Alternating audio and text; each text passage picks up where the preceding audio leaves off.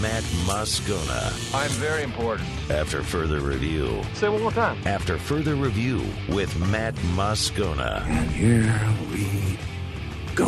ESPN Baton Rouge, New Orleans, Alexandria.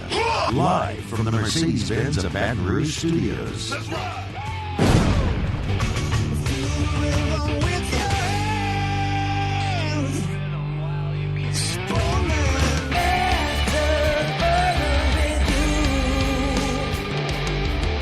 And off we go. Welcome aboard. Glad you're with us. AFR presented by the Aesthetic Medicine and Anti-Aging Clinics of Louisiana. I'm Matt. This is Shaq O'Neal, and I hate Matt. Paul O'Neal. They're chanting Paul O'Neal's name. And the brain. Hey, the brain got a poop. We're here. Glad you are as well. Get out there and make it a good one. Shea Dixon in 15 minutes. Tigers pick up a commit for 2022. Mike Detillier 1 hour from right now, and we will talk to the athletic director at Nichols, Jonathan Terrell, to start hour 3. If you've not heard yet, the Southland Conference so far has taken what is very likely the oddest approach to football in the fall. They have canceled their fall conference schedule, but told their membership, if you want to go play football, play a schedule that you can create, have at it. We'll get to that in the 5 o'clock hour, but if you ever wondered what really is at the crux of all of these decisions being made, it is not the health and safety of student athletes. It is money. And the Southland illustrated that there. And I'm not against it, by the way. But it's just, I'm very, very curious the feasibility of that, of putting together a schedule in such short order and how you might be able to execute it. So we'll talk to the Nicholls AD coming up in hour number 3. Real quick, I do want to talk about Nebraska, which has made their decision, and they're going to toe the company line. I'll get to that in a second. But tip of the cap to our friend Jimmy Ott, who, of course, joins us at the end of the show every day, and he follows us here in Baton Rouge Game Time with Jimmy Ott. And Jimmy tweeted this last night. He found a prop bet out in Vegas, because, of course, he did. I had to. And his tweet read, here we go. Power 5 conference plays in 2020 is minus 180. So, again, and then he clarified the tweet, and he said, to clarify, the yes is minus 180, and the no is plus 140. So, again, this was last evening. Vegas put the favorite at minus 180 that, yes, a Power 5 team will play in 2020, and the no at plus 140. And he updated that tweet just a bit ago that it's been bet up from 180 to 210, meaning, and while it's not a massive bet, it's still something that people, that the sharps are betting up from 180 to 210. So the betting, the professional bettors and the odds makers are saying pretty convincingly there that they think there will be college football in 2020, that this isn't lip service from the SEC and the ACC and the Big 12 just to get to the spring or to buy more time. They're saying, and literally they're putting their money where their mouth is. They are saying that there's going to be football here in the fall. Now, what we know now also is that football in the fall will not include Nebraska. This became one of the bigger storylines, if not the biggest storyline, to come out of this whole conversation here over the past few days, because Nebraska very publicly went out and spoke out against the Big Ten. It's one thing like when we saw Scott Frost release his statement about how our kids want to play, and he was supporting their players and how players joined the We Want to Play movement. That was one thing, because you would expect that to have this sort of emotional reaction from coaches and players and coaches defending their players. And it was Scott Frost and Ryan Day and Jim Harbaugh and James Franklin and Jeff Brom and so many others. But the really odd part, as we discussed yesterday, was the fact that you had the head coach, the athletic director, the chancellor, and the Nebraska system president all jointly release a statement after the Big Ten's decision saying, we disagree with this decision and we still want to play in the fall. Well, then we saw what followed. They were crushed by many people nationally, certainly in Big Ten circles. Reports swirled that Nebraska was going to leave the Big Ten.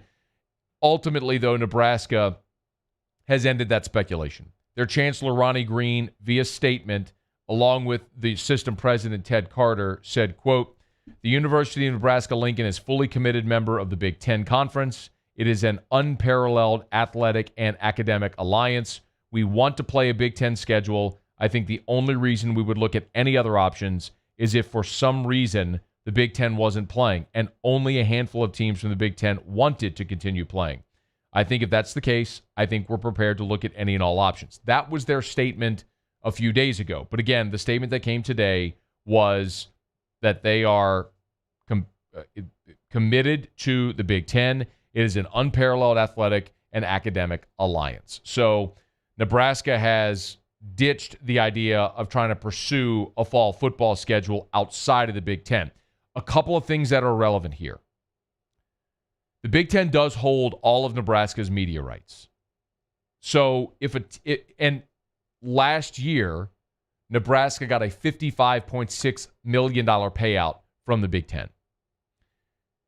So if Nebraska were to leave the Big Ten, and I told you this yesterday, there is no exit fee from the Big Ten, but the Big Ten contractually has Nebraska's media rights. So that makes Nebraska less attractive to another league, because if Nebraska came into another league, Nebraska wouldn't get their share. The Big Ten would get Nebraska's share of those media rights. Now, theoretically, if you're the Big 12, say, it wouldn't make as big a difference if you're paying Nebraska or if you're paying Nebraska's share to the Big Ten. You're still paying the same amount if it ultimately elevates the league altogether.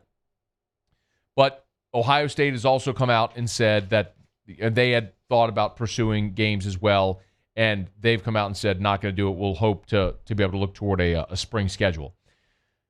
The big picture issue surrounding all of this was if this would have started another round of realignment, and that speculation has ended for now. The Big Ten owning Nebraska's media rights certainly makes them unattractive for a new league, but what this did, this little brouhaha, it illustrated for all to see just how much disdain exists on both sides. From the president, chancellor, AD, and head coach all publicly chastising and lobbying against the Big Ten, threatening to play games without their conference, to the league is essentially putting Nebraska over its knee and spanking its bare bottom. I mean, and then guys like Desmond Howard and Michael Wilbon saying, kick him out of the league. Who needs him? I mean, everyone essentially said in a heated moment what they were really feeling. Now, the money wins for now, because if you're Nebraska, you stay in the Big Ten, you get your $55 million payout. If you were in the Big 12, for example, you'd be some $20 million less than that per year, which is a staggering amount of money to just walk away from. But I will be very interested. Just file this away. It's 3:08 on a Thursday on August the 13th of 2020, a year that can't end soon enough. But file this one away, because the Big Ten renegotiated its media rights 4 years ago in the summer of 2016. And they stood for 6 years. So it means you got 2 more years remaining. So in the summer of 2022, the Big Ten will have another round of media rights. I will be so fascinated to see what the college football world looks like then, because I am fascinated to see what the media world looks like in 2 years. We are seeing unprecedented growth of digital media and digital platforms. Basically, every network has their own digital platform now where they're pushing content so people can consume however they want, on whatever device they want, wherever they want. And what that will eventually continue to do is erode traditional viewership. So, is there an opportunity for Nebraska or for realignment altogether in another 2 years when the Big Ten's media rights come up? Because theoretically, the traditional media rights won't be as valuable if digital continues to pull more share from traditional. Does that make sense?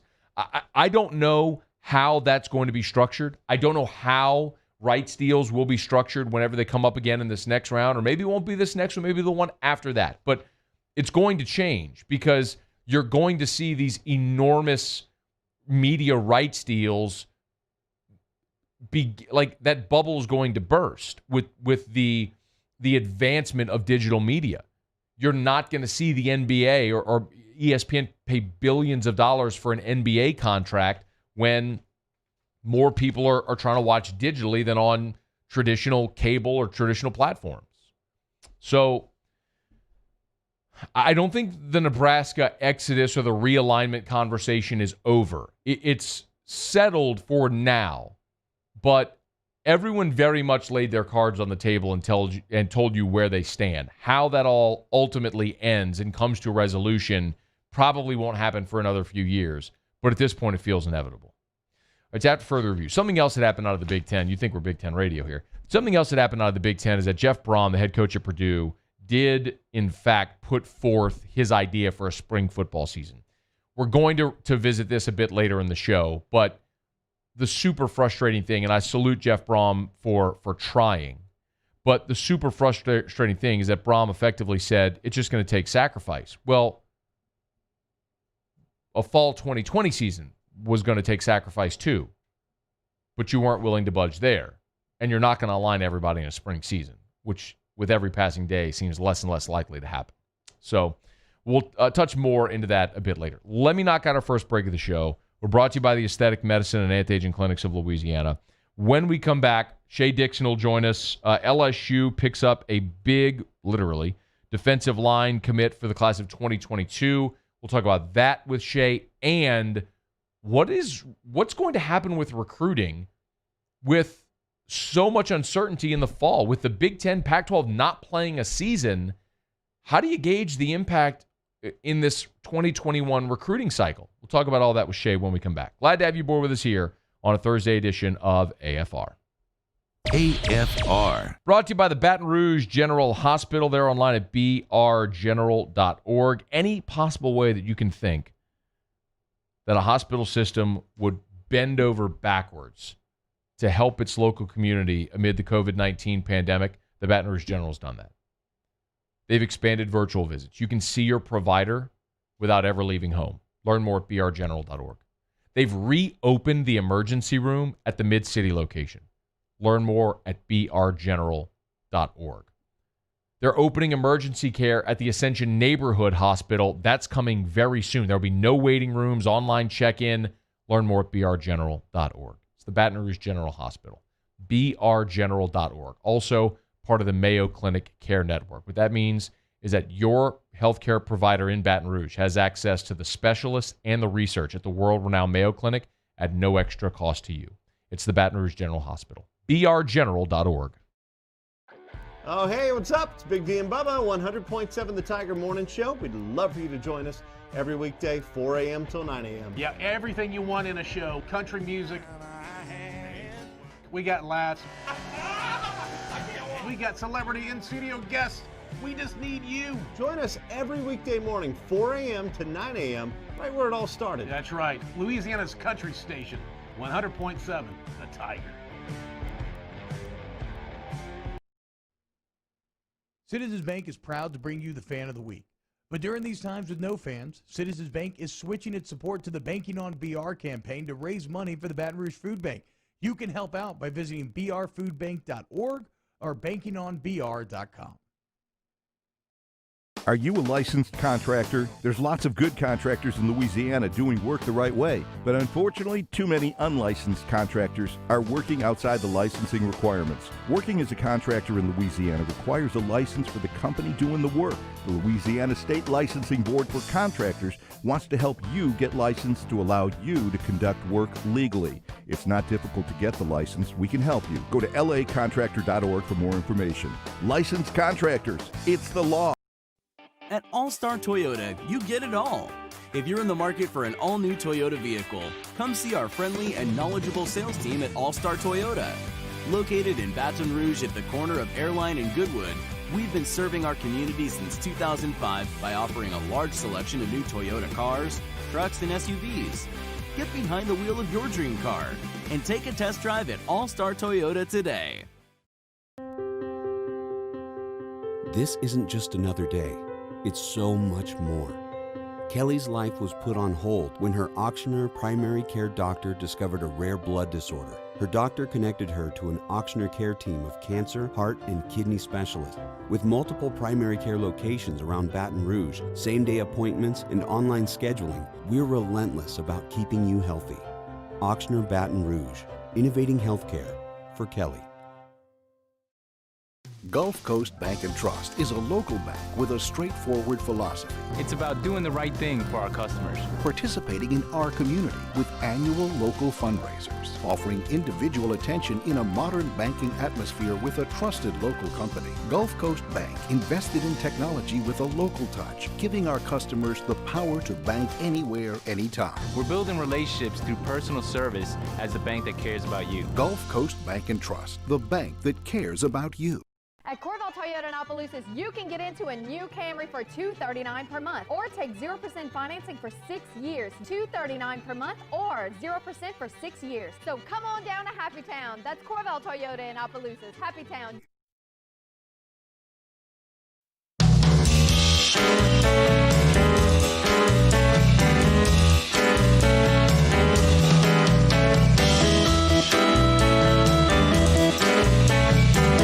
After further review with Matt Moscona, presented by the Aesthetic Medicine and Anti-Aging Clinics of Louisiana, Baton Rouge, Lafayette, and online at theantiagingclinics.com. ESPN Baton Rouge, New Orleans, Alexandria.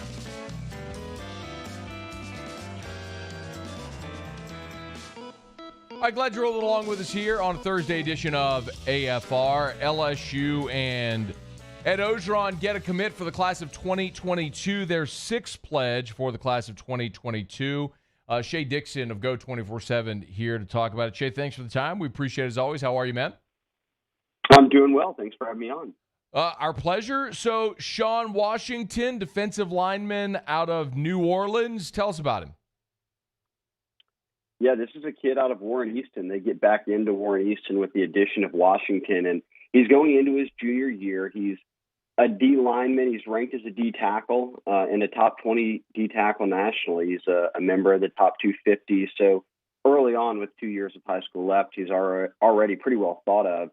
And he's a big kid, 6'4", 295. He can kind of play really multiple spots across the line with his size. And the kind of interesting thing here, and I think this will play out more and more for a different reason, because kids might not have football in some states, but he didn't play last year because he transferred in from John Ehret, where he played his freshman year, but picked up offers from LSU, Bama, Florida, all these different schools before he committed to LSU because of his size and certainly being a part of Warren Easton's team and not playing.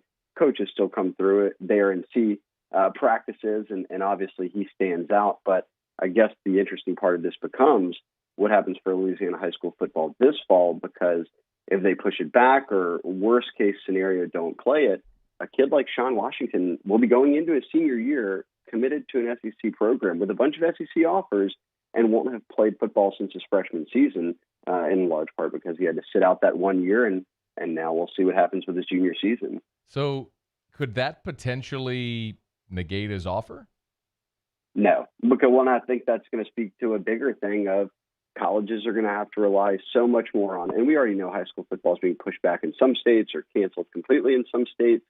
And LSU, talking about pushing back in states or spring football, has commitments in California. They have commitments in Virginia. So it's already affected them to the point of their evaluation where these kids aren't going to play a senior year this fall and are signing in December. Now, obviously, we're getting ahead of ourselves with Sean Washington. Hopefully, Warren Easton and all of Louisiana is playing high school football this fall, even though it's on a delayed schedule. But it makes the evaluation process interesting because not just a kid like this who transferred and sat out, but everybody could be at risk of losing a full, not only season, but have already lost a full spring and summer evaluation period, which is really when you're kind of in front of coaches and working hands-on with them, or more importantly, vice versa. They're able to work hands-on with you. And as a prospect, that's where offers come from often. So we've cut out a big chunk of this eval period already.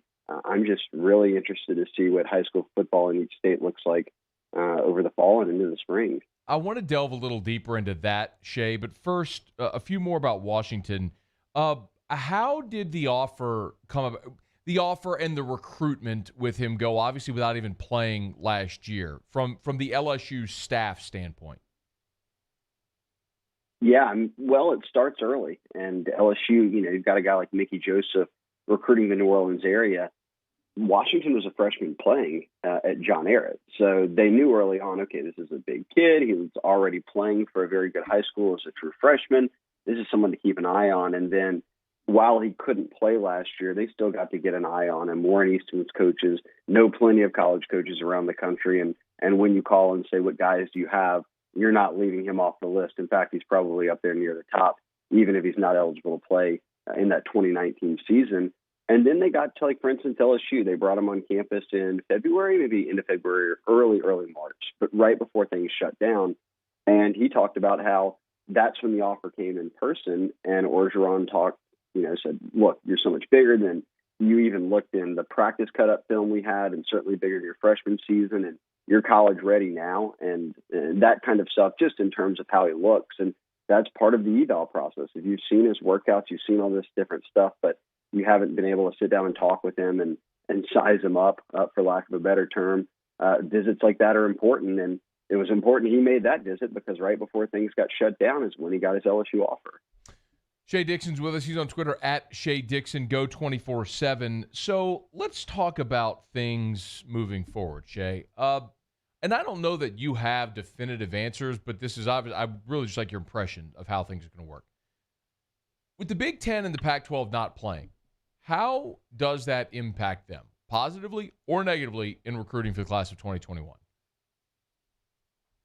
Well, negative. It can't affect them positively in any way that I could see. It's going to be negative because right now we're still in a dead period, and they're going to kick that can down the road further and further. If we're worried about guys playing college football, certainly way down the line becomes the thought of bringing recruits and their families, on an official visit weekend where they're interacting with the players and staff the whole time. So not playing football in addition to that, is big. You've got nothing but Zoom calls and phone calls, which is what everybody's already, these coaches have said, look, we can only do so much of this. It's tough for us to recruit a whole class of guys, especially guys who maybe aren't from your state or haven't visited your campus. If there's a ban on that, well, you can only do so many facility tours over Zooms or talks over the phone before a kid just says he wants to visit. And even if, let's say they play games, even if you're not visiting, are you able to get into campus on an unofficial visit at some point? Are you able to watch them on TV and that puts them into the forefront? Those conferences are already out of that conversation, not to mention, you're talking about a recruiting world. The teams that are still hanging around right now, certainly recruits take notice of that versus the teams that, I guess you could say, already cut the cord early. So what about, if I were to play devil's advocate, what about coaches who aren't occupied with a season if they have more time to be in touch with high school recruits? Is that a possibility? Again, I'm just playing devil's advocate here. Sure, but if that would be an absolute truth if there were allowed to be visits. So, when you can only, like I'm saying, you can only call some kids so many times, and they're talking to all these other coaches anyways. Orgeron's talking to all these guys on game day. It's one of those things where he's able to balance it well enough to where a school like LSU isn't going to be hurt by something like that. No, I would say that you're still, everything else that comes with not playing, if other teams are playing, would outweigh that for me by a good bit. Shea, would there be a residual effect, meaning, okay, if just throw out a program arbitrarily, throw out Iowa, or a bigger program, let's say Penn State. Penn State doesn't play this year. Let's say that obviously affects their 2021 class. How much of a residual effect is there from not having this season to recruit not just the 21 class, but beyond? How long did the effects of not playing a season linger on the recruiting trail? Well, I would say at least 2 cycles, which you just referenced, the one you're currently in and the one you're coming up upon. I would say the flip side of that to be like, what would be the exact opposite of not playing? It would be playing and winning a national championship. So let's look at LSU as a case in point here. Yeah, I think that they just won a national championship. The current class of guys, which they have 16 commits, they've landed some pretty big fish. It looks like they're going to finish with a top 5 class for sure. Winning a national championship really helped. But it's really helping in next year's class, right? The 2022 class, because those kids right now, there's 16 commits. A handful of them were already committed before you even played that season. A lot of your guys who are 5-star top targets were already committed or were committed to another school during the season, and you don't have a fresh slate to start with. I think that's where 2022 for LSU, all these kids say, man, as soon as I got into recruiting as a sophomore, all I saw was LSU on TV winning a national championship. So I guess the flip side of that would be that, yes, it will hurt them this year. Penn State, for instance, the arbitrary program you threw out, has 13 commits, and you can get to 25. So if they're not playing, then they're relying heavily on, I think that they would hope that other people aren't playing and those teams aren't front and center every week is my guess of what their hope would be. But it's a little bit tougher. It just becomes all you have to sell is what happened a year ago and then nothing this year. And I think for kids who are sophomores, 2022 class, I'm getting offers now. Some teams I'm getting offered from, I'm watching every Saturday. The others are out of sight, out of mind until a year from now when I might already be committed to a school. So I know that's long-winded, but it's going to affect 2 classes. But my guess is it's probably going to affect next year's class even more. If we stick in this realm of some teams or a couple conferences or a few conferences are playing and 2 aren't. So, and I look, I could go like deep in the woods in this conversation because I do think it's fascinating to see how this all plays out. Then what about if the Big Ten, Pac-12 do play a spring season and their spring season is overlapping National Signing Day and potentially affecting early enrollees as well? Because mid-year enrollees, I presume, wouldn't be allowed to play in the 2021 season. So how does that play out? Have you given that any thought? Well, I think the most interesting part of that is just what kids are already saying. My state's going to spring football, and I'm going to college, so I'm basically not playing my senior year. Corey Foreman, 5-star D lineman, #1 player in the country. LSU certainly in the mix. California pushed it back in spring, and he said, all right, well, then I'm not playing my senior year. I'm going to go to high school this fall, whether it's virtually or whatever, and then January is just going to be on a college campus. So playing in the spring, you better not be hinging your hopes of finishing strong in this class off of spring football, which I have my doubts is even going to happen anyways, but for the teams that are saying we're going to play in the spring. But let's say that they do.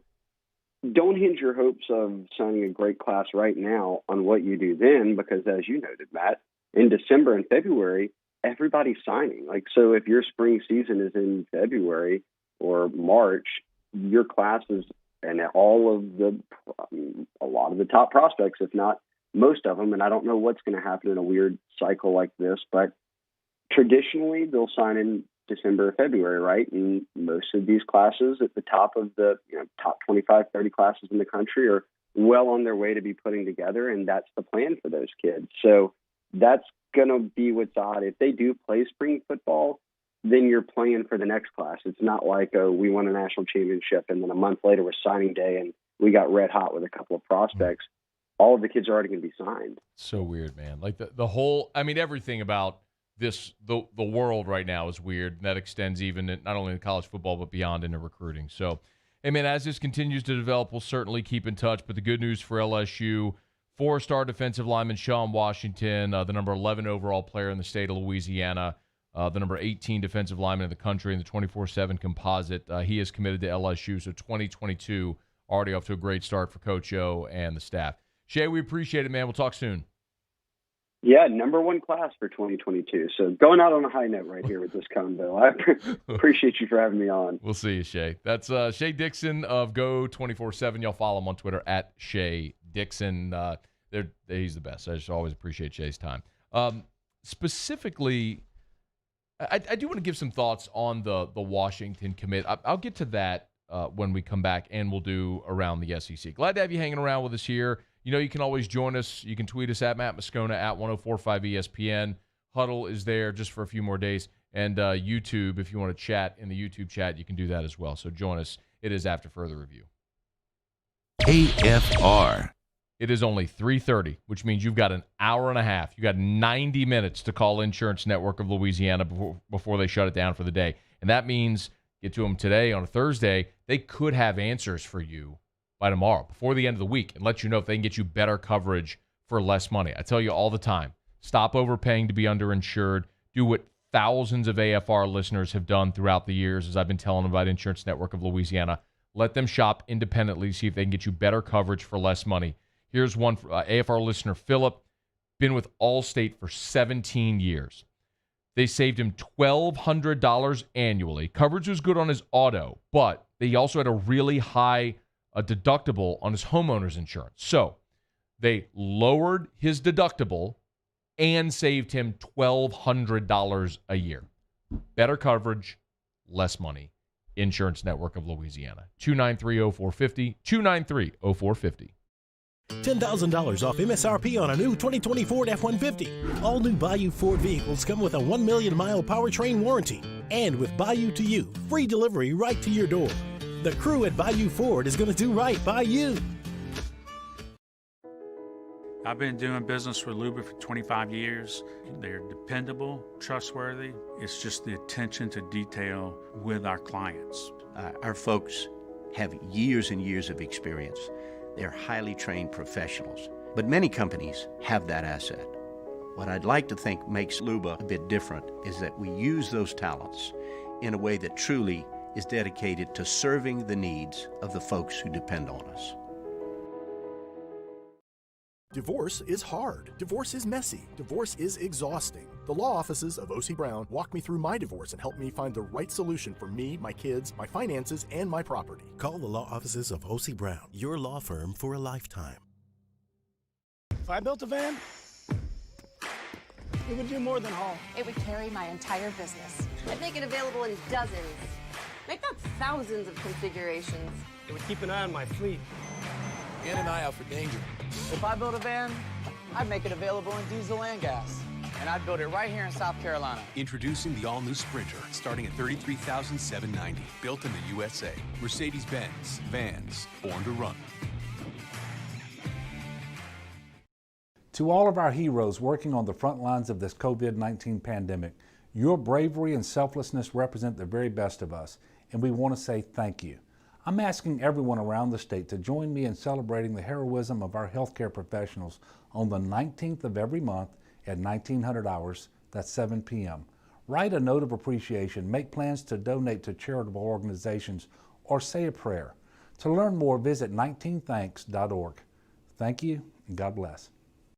Are you a licensed contractor? There's lots of good contractors in Louisiana doing work the right way, but unfortunately, too many unlicensed contractors are working outside the licensing requirements. Working as a contractor in Louisiana requires a license for the company doing the work. The Louisiana State Licensing Board for Contractors wants to help you get licensed to allow you to conduct work legally. It's not difficult to get the license. We can help you. Go to lacontractor.org for more information.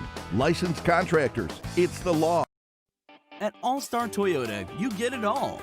If you're in the market for an all-new Toyota vehicle, come see our friendly and knowledgeable sales team at All-Star Toyota. Located in Baton Rouge at the corner of Airline and Goodwood, we've been serving our community since 2005 by offering a large selection of new Toyota cars, trucks, and SUVs. Get behind the wheel of your dream car and take a test drive at All-Star Toyota today.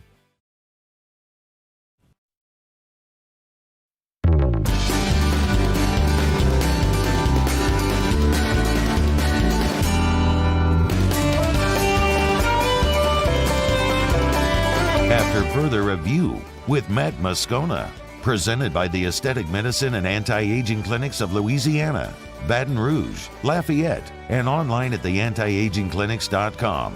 ESPN Baton Rouge, New Orleans, Alexandria. I'm Mike Detillier in 26 minutes from right now, and Nicholls State AD Jonathan Terrell will be with us. How about that? He got the job in June. What a time to start the job as an AD. Your first football season gone. Anyway, unprecedented times, and the Southland so far has had the most unusual approach. They've canceled their football season, their conference schedule, but have allowed teams to go schedule non-conference games if they want. So essentially to do what Nebraska was trying to do, go piece together a schedule. So we'll talk about how you make that work. That's coming up in hour number 3. Thanks to Shea Dixon, who was with us talking about the latest LSU commitment that they got the defensive lineman, Sean Washington, out of John Arrett, who started his career at Warren Easton, sat out last year as a sophomore because he transferred. Big kid, 6'4". He's listed at 6'4", 290. He made his commitment on Fox 8 New Orleans with Garland Gillen. I'm not going to say that it's in any way accurate or easy to promote or predict or project rising juniors, especially ones that did not play their sophomore year. So this is a kid who played as a freshman, got offers, sat out his sophomore year because he transferred, and now his junior year is up in the air because of COVID. But this is a guy who's ranked number 212 overall in the country. He's the number 18 defensive tackle in the country for his class. So, man, it's a guy that's got major offers, and I think it's exciting for a couple of reasons. We've talked so much about the work that Ed Orgeron and his staff have done to continue building the defensive line. When you look at this past year, Jaquelin Roy, Jacobian Guillory, Eric Taylor. Already for 2021, they've got Anthony Hundley committed, Mason Smith very likely going to join the class. And now you look at 2022 with a guy like Washington, who's 24/7 has him listed at 6'3", 297. His program has him listed at 6'4". But either way, I mean, you're talking about a massive guy that's going into his junior year of high school. But two things are obvious. One, Ed Orgeron just continues to stockpile defensive linemen. And two, it's really good to see LSU put the fence around New Orleans, because that is just such a talent-rich area of the state, as we all know. And over the years, LSU's just lost a lot of kids out of New Orleans. And when you think over the last few years, getting Coy Moore this year, getting John Emery out of Destrehan, Dante Starks, although, of course, he was dismissed from the team, best linebacker in the state, one of the best linebackers in the country, you got out of the New Orleans area to Baton Rouge. Now you look ahead, and a guy like Washington, it's important. I mean, it's critically important for LSU to own New Orleans, and this is another step toward doing it. So a nice job there by Mickey Joseph. Going to his hometown, recruiting exceptionally well, and Ed Orgeron and staff plucking another big prospect out of the Crescent City. All right, it's After Further Review. Glad to have you aboard with us here. Our Thursday shows are brought to you by the Aesthetic Medicine and Anti-Aging Clinics of Louisiana. Oh, Brain, back in the in spring break night, was it 97 or 98 when you got the big? What was the big tattoo you got? Oh, it wasn't on the front. It was on the back. My right shoulder blade. It was the map that the Goonies followed to One Eye Willie's treasure. Got it. It was the map tattoo on the right shoulder blade. Yeah. The back. So that was that 97 or was that 98? 98. 98. Okay, so 98, Brain goes on spring break, gets wasted, stumbles into a tattoo parlor. He gets the map, the Goonies map, on his right shoulder blade. Interestingly enough, sober for this one. Oh, really? Yeah. I'm a big Goonies guy. I don't believe you. Anyway, after some time, Brain's wife got sick of looking at the Goonies map when they'd go to the pool. So she said, you got to get rid of that. So he did. He went to the Aesthetic Medicine and Anti-Aging Clinics of Louisiana, Pico Way laser tattoo removal, fewer treatments, virtually pain-free, and all through the month of August, it's 20% off. So if you're like Brain and you have an unsightly tattoo that you got in a sober stupor and your wife's sick of it, or your spouse or significant other, whoever, or you're just sick of looking at it, great opportunity to get rid of it right now. The Aesthetic Medicine and Anti-Aging Clinics of Louisiana. Bluebonnet in Baton Rouge, Ambassador Caffrey in Lafayette, and online at theantiagingclinics.com. Do it every day about this time. Let's go around the SEC. Around the SEC, presented by Gulf Coast Office Products, excellence in imaging solutions. The Kentucky Wildcats. Following Tuesday's departure of longtime assistant basketball coach Kenny Payne, who left to join the Knicks, it didn't take long for John Calipari to fill that slot.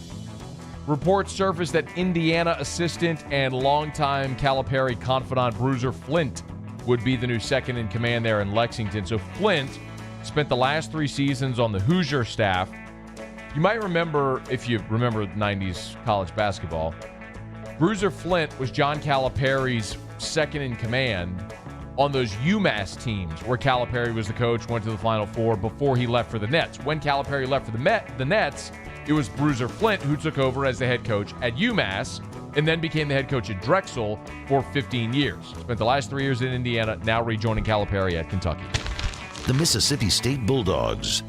Mississippi State wide receiver Malik Heath was arrested on Wednesday. 5 different charges, including speeding 20 miles per hour over the limit, driving without a license, driving without insurance, driving with improper equipment, I don't know what that means, and also driving under the influence. Mike Leach was made aware of the event, issued a statement to the Clarion Ledger saying he's aware of the situation, gathering information. No further comment at this time. So Heath signed with Mississippi State, class of 2020 out of junior college. He was the number 2 JUCO receiver in the country. When he came out of high school, he was a 4-star prospect, the number 22 wide receiver in the country. 6'3", 215. He figures to factor in big time into Mike Leach's air raid offense this year. The South Carolina Gamecocks. And Jalen Brooks is officially a member of the South Carolina Gamecocks. Brooks is a wide receiver who transferred in from Tarleton State and Wingate. So he started at Wingate, went to Tarleton State, but before he could ever play, he re-entered the portal over the summer, had offers from Duke, Campbell, North Carolina A&T, and South Carolina. Ultimately picked the Gamecocks. So he's got 3 years to play 2 at South Carolina. He has been admitted to the university. He's officially now on the South Carolina roster. He's got to get eligibility granted by the NCAA, but if the NCAA grants Brooks immediate eligibility, he should compete for an immediate role alongside several returning starters. All right, there you have it. That is Around the SEC, presented by Gulf Coast Office Products. Shout out to our guy Trey Beal and our friends at Gulf Coast Office Products. They're online at gcopnet.com, gcopnet.com for Gulf Coast Office Products. Face-to-face sales, service after the sale. That's what you get with Trey Beal and our friends at Gulf Coast Office Products. I'm glad you're hanging out here on a Thursday edition of AFR. Mike Detillier in 18 minutes. We got a ton to talk about. We'll certainly chat with Mike D, his reaction to what happened in the college football world over the last 72 hours. And want to talk to Mike about the Saints on the field. I mean, they're on the field now having actual football practice. Sean Payton said, don't call it camp, so don't call it camp. But the Saints are on the practice field, so we'll talk a little bit about that with Mike Detillier. And as always, we'll get to your questions as well. So Mike D, our full hour coming up about 18 minutes from right now. Glad to have you aboard with us here. The Pels will play their final game of Zion's rookie year tonight, and Zion will not play in that ball game. He has been scratched, as has Brandon Ingram and Drew Holiday.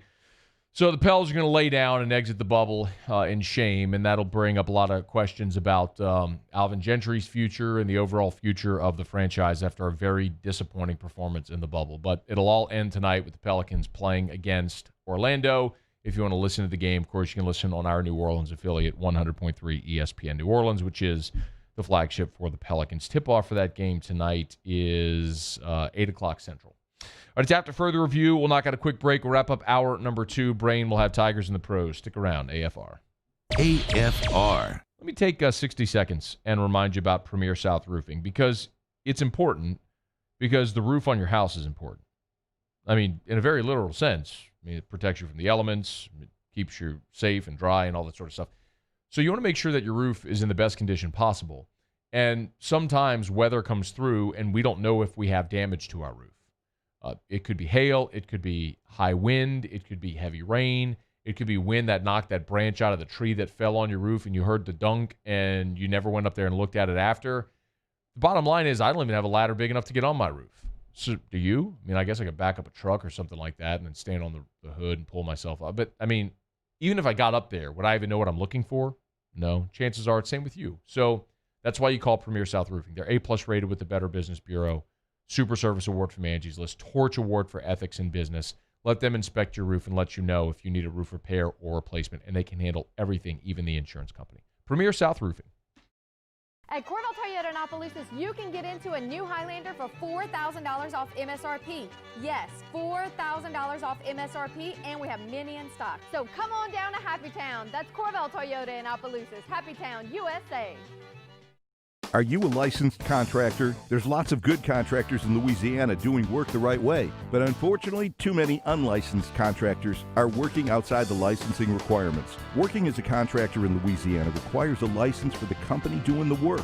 The Louisiana State Licensing Board for Contractors wants to help you get licensed to allow you to conduct work legally. It's not difficult to get the license. We can help you. Go to lacontractor.org for more information. Licensed contractors, it's the law. I've been doing business with Luba for 25 years. They're dependable, trustworthy. It's just the attention to detail with our clients. Our folks have years and years of experience. They're highly trained professionals, but many companies have that asset. What I'd like to think makes Luba a bit different is that we use those talents in a way that truly is dedicated to serving the needs of the folks who depend on us. If I built a van, it would do more than haul. It would carry my entire business. I'd make it available in dozens. Make that thousands of configurations. It would keep an eye on my fleet. And an eye out for danger. If I built a van, I'd make it available in diesel and gas. And I'd build it right here in South Carolina. Introducing the all-new Sprinter, starting at $33,790. Built in the USA. Mercedes-Benz. Vans. Born to run. Gulf Coast Bank and Trust is a local bank with a straightforward philosophy. It's about doing the right thing for our customers. Participating in our community with annual local fundraisers, offering individual attention in a modern banking atmosphere with a trusted local company. Gulf Coast Bank invested in technology with a local touch, giving our customers the power to bank anywhere, anytime. We're building relationships through personal service as the bank that cares about you. Gulf Coast Bank and Trust, the bank that cares about you. This is a house call. This is a follow-up appointment. This is a diabetes checkup. This isn't just more convenient care, it's more advanced care. This is innovating healthcare at Louisiana's #1 hospital, Auctioner. $10,000 off MSRP on a new 2020 Ford F-150. All new Bayou Ford vehicles come with a 1 million mile powertrain warranty. And with Bayou to You, free delivery right to your door. The crew at Bayou Ford is...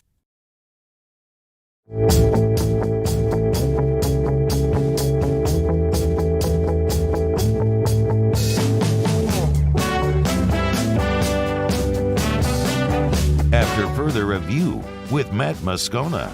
Presented by the Aesthetic Medicine and Anti-Aging Clinics of Louisiana, Baton Rouge, Lafayette, and online at theantiagingclinics.com. ESPN Baton Rouge, New Orleans, Alexandria. All right, wrapping up hour number 1. Mike D in 12 minutes from right now.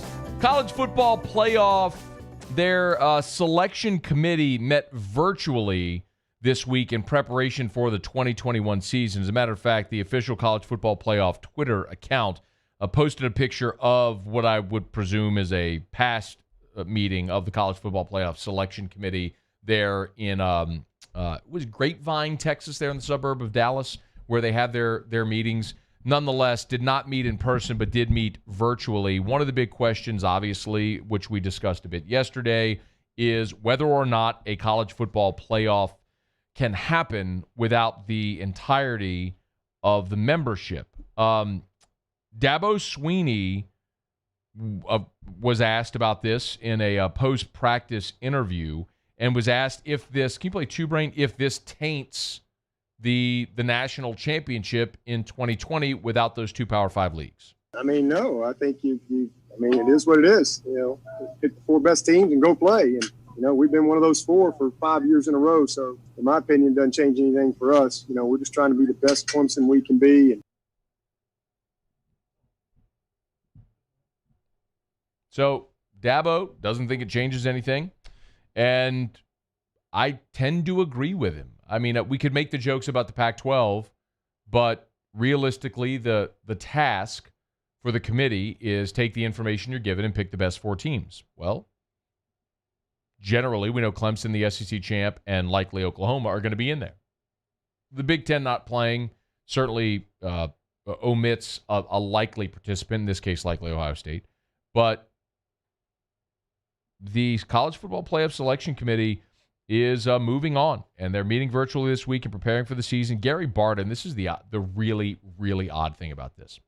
So Gary Barta is the AD at Iowa, and he's the committee chair. So on Tuesdays, when they have their ranking releasings and all that, and then the committee chair does the explanation, the committee chair is from Iowa. Iowa's not playing football this year. So the committee chair of the College Football Playoff Selection Committee, his own school, isn't participating. I guess he'll never have to recuse himself from vote. But he said in this release, quote, "We don't know right now what the season will bring, but as a committee, we are ready to use the protocol and the expertise of the 13 people who have been charged with selecting the teams. The committee's task is to rank the teams based on what happens on the field. This week gave us a great chance to catch up with familiar faces, welcome our 3 new members to the process. If the board management committee says we're having college football, we will be ready." That, in effect, gives you your answer. If there's a fall season, the college football playoff is going to go on as scheduled. All right, it's After Further Review. Glad to have you hanging out with us here, brought to you by the Aesthetic Medicine and Anti-Aging Clinics of Louisiana. Brain takes a little moment every day to tell us what happened to former LSU athletes who are now getting paid to do what they do. It's called Tigers in the Pros. Hit it, Brain. Tigers in the Pros. They still bleed purple and gold.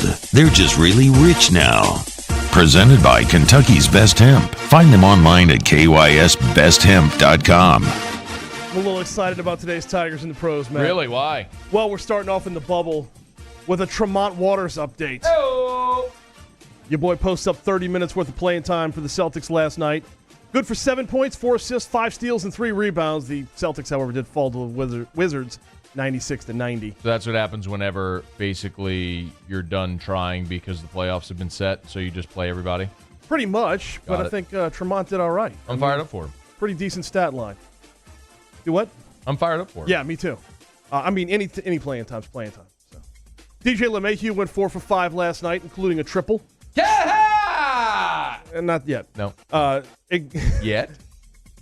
We'll tease, huh? Scored twice, drove in a run in the Yankees 6-3 win over the Braves. LeMahieu's batting average, by the way, is back up to .439. So, if LeMahieu ends the season over 400, does it count? Yes. Really? Yes. I mean, obviously it counts. Anybody who didn't go to LSU, I'm going to question it. But LeMahieu, I'm all in. Got it. You would recognize 439. Because the other thing DJ's trying to do is win a batting title. Mm-hmm. He won it with the Rockies. He almost won it last year, but he's trying to win it now in 2 leagues. And check me if he would be the first ever to win it in 2 leagues, but I think he'd be the first ever to win it in 2 leagues. I'll look. Okay. All right. So that's another thing. Like, would that hold up? I mean, if they're playing, I don't know. Everything's going to have an asterisk at the end of it. And you're playing. I know. Like the NBA's playing. And, here's a good question. In 60 games, can you get the requisite number of at-bats to count? Probably. Or how close to that number would you be? I don't know. Austin Nola went 2 for 5 last night. There it is. 2 for 5, had a double and a home run. I was doing math in my head. I was doing math and I saw your head pop up. Like, what's that game where you have like the little the paddle and when the little weasel pops, you got to pop it on the head? Whack-a-mole. Whack-a-mole, the mole. Yeah, like your head popped up like a whack-a-mole, and I was like, oh god, okay, hey! Go Bears. 2 for 5 last night with a double and a home run. So not even a single for Austin Nola. Seattle did fall short, losing 7-4 to Texas. Also, happy birthday to Patrick Queen. The Baltimore Ravens linebacker turns 21 today. A boy can go buy himself a beer. But probably not going to be any bars open with, the Ronas. Well, you can buy drive-through daiquiris. Not in Baltimore. Oh. He'd have to be home for that. You could, in your hotel, order room service and have them bring you a beer. Yes, just don't have it delivered by a woman because that's how you get kicked off the team in Seattle. That happened? Yeah, one of the Seahawks tried to sneak a woman into his hotel room. Oh.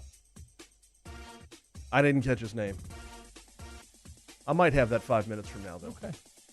And that's Tigers in the Pros. Brought to you by Kentucky's Best Hemp. Tell them your story, Brain. I was visiting with a friend of mine earlier today, and he was saying, my old man's having a lot of arthritis problems. And I'm like, you know what? I have the answer. Not only do I have the answer, but I have the answer for free. Free.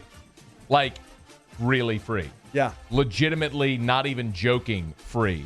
Kentucky's Best Hemp, owned by former LSU Tiger Lewis Coleman. They've got awesome products. They got salve, they got gummies, they got dog treats, they've got honey sticks, they got capsules. But the oil, they are giving away 10,000 bottles of oil, of their CBD oil. Giving, like, no joke, keep tweeting me your pictures of your Kentucky's Best Hemp CBD oil when it comes in, because I want to keep showing people that this is actually for really real free. Bestfreehemp.com, bestfreehemp.com, bestfreehemp.com. Brain, what's the website that your friend's dad went to? Bestfreehemp.com. Bestfreehemp.com, and you can get a free bottle of Kentucky's Best Hemp CBD oil. Mike Detillier joins us next. AFR. AFR is brought to you by GMFS Mortgage, gmfsmortgage.com. Changing lives, not just for the lenders, but for other people in our community who are battling cancer. For every loan that GMFS Mortgage closes, they make a donation in that client's name to Mary Bird Perkins Cancer Center in Baton Rouge. Last month, more than 650 donations made to Mary Bird Perkins Cancer Center in the name of their clients, because that's how many loans they closed last month. GMFS Mortgage. And they are doing so much business because right now is an incredible time to refinance your mortgage. It's basically, yes, if you want to buy a home, build a home, absolutely finance through GMFS Mortgage. But refinance your mortgage, y'all. With rates at historic lows, this is the time to lower your monthly mortgage payment, maybe even skip a payment. GMFSmortgage.com. This is big. Really big. Really, really, really big. Because Honda's summer clearance event is going on right now at Richards Honda. With 0 to the 4th power on brand new Honda Civics. That's 0 down, 0 due at signing, 0 security deposit, and 0 first month payment. Plus, summer clearance on every new vehicle in stock. Just another reason why people call Richards Honda the smart choice. I-12 at Millerville Road and richardshonda.com. Le posso offrire un caffè? Andiamo insieme da me, non c'è. Call Mr. Electric today for electrical repairs, upgrades, and installations. Gulf Coast Bank and Trust is giving our customers the power to bank anywhere, anytime during this challenging event. And we're right there with you. Our mobile banking app is a smart way to manage your money and time. Gulf Coast Bank and Trust, the bank that cares about you. ServiceMaster Elite create clean, disinfected work environments. As a local business, we take pride in serving the New Orleans and Baton Rouge areas. Our cleaning protocols follow CDC and OSHA standards for healthcare settings, offices, senior living, restaurants, and industrial plants. Contact ServiceMaster Elite to get your operation ready for reopening with germ disinfection cleaning. ServiceMaster Elite, the trusted choice in professional cleaning since 1996. Gulf Coast Office Products is a nationally recognized Savin office equipment dealer based right here in Louisiana. Over 100 employees strong, Gulf Coast has the boots on the ground to support all vertical markets, from education, engineering, legal, and finance. With the latest in office technology, from desktop to production segment units, Gulf Coast and Savin have the perfect fit for you. Call 225-756-2644. That's 756-2644 for Gulf Coast Office Products. Crime has serious consequences, but anyone can make a mistake. If you find yourself in trouble with the law, know that you have rights, and it's okay to demand them. The law offices of O.C. Brown are here to protect you and your rights. Felony or misdemeanor, DUI or drug charge.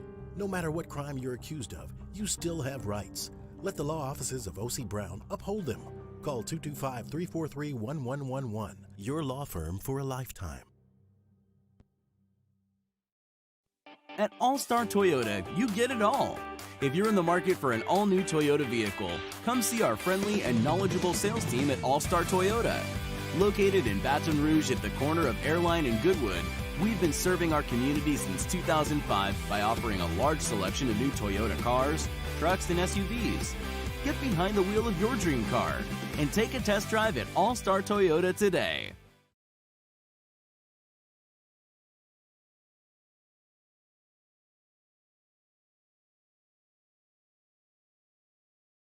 Callahan Injury Lawyers.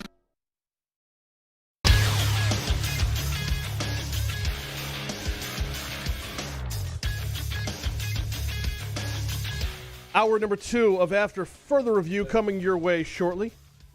Quick Sports Center update for you. Here's that story I had at the end of Tigers and the Pros. The Seattle Seahawks waived rookie cornerback Kima Siverand earlier this week after he was caught on video trying to sneak a woman into the team's hotel room, a source confirmed to ESPN. Did he get sunburned? Wait, I think you just brought an off-air conversation on air. Yeah, I did. The NFL Network, it's my show. Do whatever I want. First reported the circumstances of Siverand's release, noting that the woman was wearing Seahawks gear in an attempt to disguise herself as a player. Wait, so because everybody walks around in their gear? Yeah. I did hear that story. I didn't know that was the guy. Russell? So good. Hour 2 of After Further Review coming your way now. Oh, my God, that's so good. I'm very important. After Further Review. Say it one more time. After Further Review with Matt Moscona. And here we go. ESPN Baton Rouge, New Orleans, Alexandria. Live from the Mercedes-Benz of Baton Rouge Studios. That's right.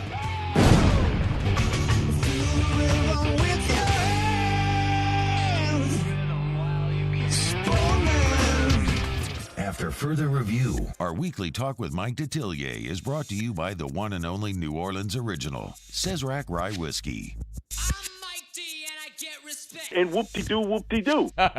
Hour 2. Off we go. Welcome aboard. Glad you're with us. AFR, presented by the Aesthetic Medicine and Anti-Aging Clinics of Louisiana. I'm Matt. Love you, Matt. Paul O'Neill. They're chanting Paul O'Neill's name. And the brain. And the brain got a poop. We're here. Glad you are as well. Make it a good one. Always our pleasure to welcome the one and only Mike Detillier, SaintsReport.com, MikeDetillier.com, Saints News Network at SI.com. And with us every Thursday, it is Mike D. How are you, Mike?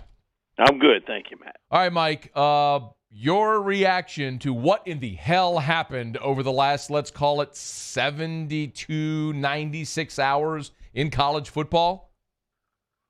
The first sort of flare to go up in the air with me was hearing over the last couple of weeks, especially in the Pac-12, players sort of bonding together to try to form a sort of players union in which you know they wanted at least some say in some of the protocols, some of the things that were happening medically and everything else. Matt, at that point, it kind of sent a shiver up me because I know one thing. That a lot of this is about power and control and greed. And we've seen it. And we've seen it a lot over the last 72 hours. The first domino was the Mid-American Conference, and knowing a little bit about how that conference works, they're sort of the baby brother to the Big Ten. And so when they made that decision, I knew that they had counsel with the Big Ten. And I'm sure was, listen, go ahead and do it. We're going to follow right behind you. Same thing with the Mountain West, with the Pac-12. They're sort of the baby brother of that conference. They've worked together on TV contracts, on other things, trying not to cross a certain road, and TV, radio contracts, whatever. And so that was no shock to me. But, I mean, it was earth-shaking. I've been in this business over 30 years. I've never had an event like what happened Monday and Tuesday, and just to process that. And I know for all of us, we want to see what's best for the athlete. And I hate to say this, but I think it's true. For everything out there, I think that the COVID-19 deal is not at the top of the list for a lot of these school presidents. for a lot of them, they could care less about sports. I think their feeling is, we'd be better off without it. For some, not all, for some. And once it started up about the possibility of players getting involved and them forming a group and everything, I think that was the deal. Shut it down. We're not going to deal with it. Almost under the cover a little bit of the COVID-19. It was as though, okay, you redid the schedule, and then all of a sudden, in 48 hours, you had news that you didn't know before, and they're throwing this. Now, the Big Ten is. I can't say the Pac-12, but the Big Ten on the myocarditis. Almost as though it was Columbus discovering America. Thank you, Mike. Thank you. All right, go ahead. I'm going to interrupt you again. Go ahead. Okay. Go ahead. In another business that I've been in outside of the sports world, in 2007, I had a coworker that had a really bad viral infection. And listen, it's real. I mean, this myocarditis is the real McCoy. And this was 2007, that getting a real bad viral infection, and it did have issues with the heart and also respiratory issues involved with it. But this is 2007. 2 years later, in one of the first venues, so to speak, when Hollywood South came to New Orleans and we're starting to do different shows and documentaries, everything else, and we're using places here on the bayou, there was a gentleman that had it, that caught a really bad viral infection, and basically he had a difficult time with it. And this was 2009. Man, this is 13 and 11 years ago. Why wouldn't you all of a sudden not know about it, that the COVID-19 virus would have the same sort of effect? Now, you have to be really careful with it, and there are some things that in the past you might have been able to do that you can't do today. And if an athlete has that, well, then they can't play. The bottom line is, if you have that issue, you can't play. And so I think there was some legal whispering, and not whispering, I think sort of a loud yell in the ears of a lot of these school presidents to make them kind of twist and turn and say, that's it. Okay, we redid all this scheduling and everything else, and now we're going to shut it down very, very quickly. And almost a pressure situation. I think feeling as though, okay, 4 of us have done it, 2 of the bigger conferences, we're going to force the other conferences to do it. A little bit of peer pressure. That we did it, you do it. And a lot of it, and certainly that there is some medical, I think but we knew this back in March, okay? Well, where was your game plan all this time to kind of combat this? And there was none. You saw the lack of leadership, and there was no leadership. And to me, because I've been involved with them, they have meetings of school presidents, meeting of school athletic directors, meeting of school board of directors. Man, they got little blots all over the world. I mean, and I know one thing, you've been in a meeting, very few decisions really ever get made. Normally there's one, only one person holds the chalk in their hand, to make that final decision. And you saw the Big 12 standing up at that time and saying, because I really believe this, had the Big 12 made the announcement, we're not going to play, I think the ACC would have caved. Agreed. I think in a very short manner, I think the ACC would have caved. The SEC was going to be the last, but I think the ACC would have caved at that point. And you still have time to come up with everything that I think is the best for the athlete. If they playing in front of an empty stadium, I get that. I feel bad for the Southland. I live 15 minutes from Nicholls State. I could see that happening. I really could. And a lot of that is cost factor, too. A lot of these small schools, smaller schools like a Nicholls State or McNeese or Southeastern, you're talking about the cost of the testing. And I talked to Timmy Rebo a couple of weeks back, and he was like, Mike, we got 10 people at a time in the weight room. But they were making it work. And to see the impact that does on these towns like a Thibodaux, which, that town kind of revolves around, the college in many ways. And you've kind of heard the background the last couple years of me doing some pregame shows from the tailgate party at Nichols. And, man, listen, for me, that wasn't there before. And Tim was able to bring that sound back. It's from the movie Invincible, but to bring the sound back in Guidry Stadium and to have people tailgating and, frying fish and shrimp and jambalaya and gumbo and you name it, barbecue, whatever you wanted, it was there. And unfortunately, had a couple people there that Thibodaux Regional Medical Center being one, and Bubba's too. They took care of me to try to get me away from the crowd. But you wouldn't hear all that racket at one time and everything else. But the economic impact of that also is tremendous for a small town, like it's going to be for Baton Rouge. Yeah. If you have no people in the stands, I have friends of mine. They leave on a Thursday night to go park that RV.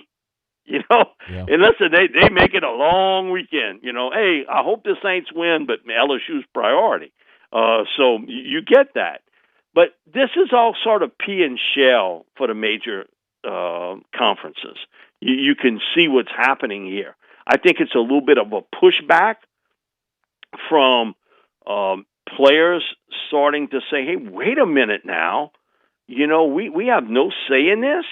And it's us out there playing, and I think this is not only that. I do think no matter what in life, we all know that attorneys, lawyers, the legal part of it got into play also.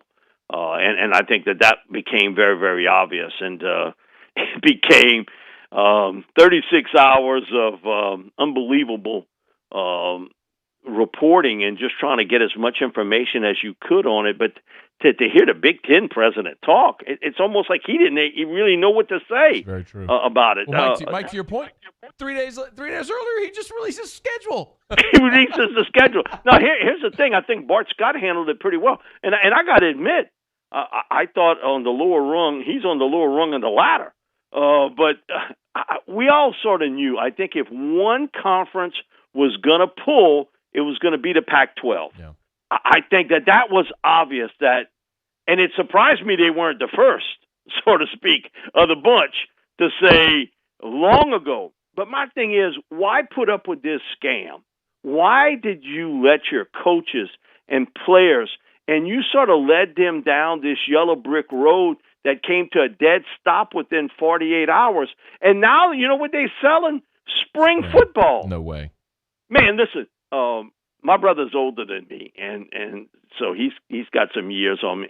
But back at that time when he first started school, he would tell me about, as I got a little older in life, about they would teach these drills in case they had like a nuclear explosion go off, about to get under your desk and roll up and crawl and everything else.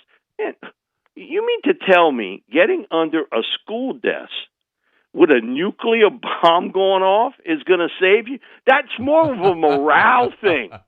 And that's all this spring football is. It's a morale thing that they're trying to sell. But I equate it to the same because that wouldn't have worked back, early 60s. And what they're trying to do is to almost give a little bit of hope in that that's not going to occur. Spring football is not going to happen. Convince me that the medical evaluation you have today is going to change in February. Bingo. And now, only because I've had a lot of experience with it, family-wise and also business-wise, you're in the heart of flu, cold, pneumonia season. And, how are you going to make that work with all of that? It's not going to happen.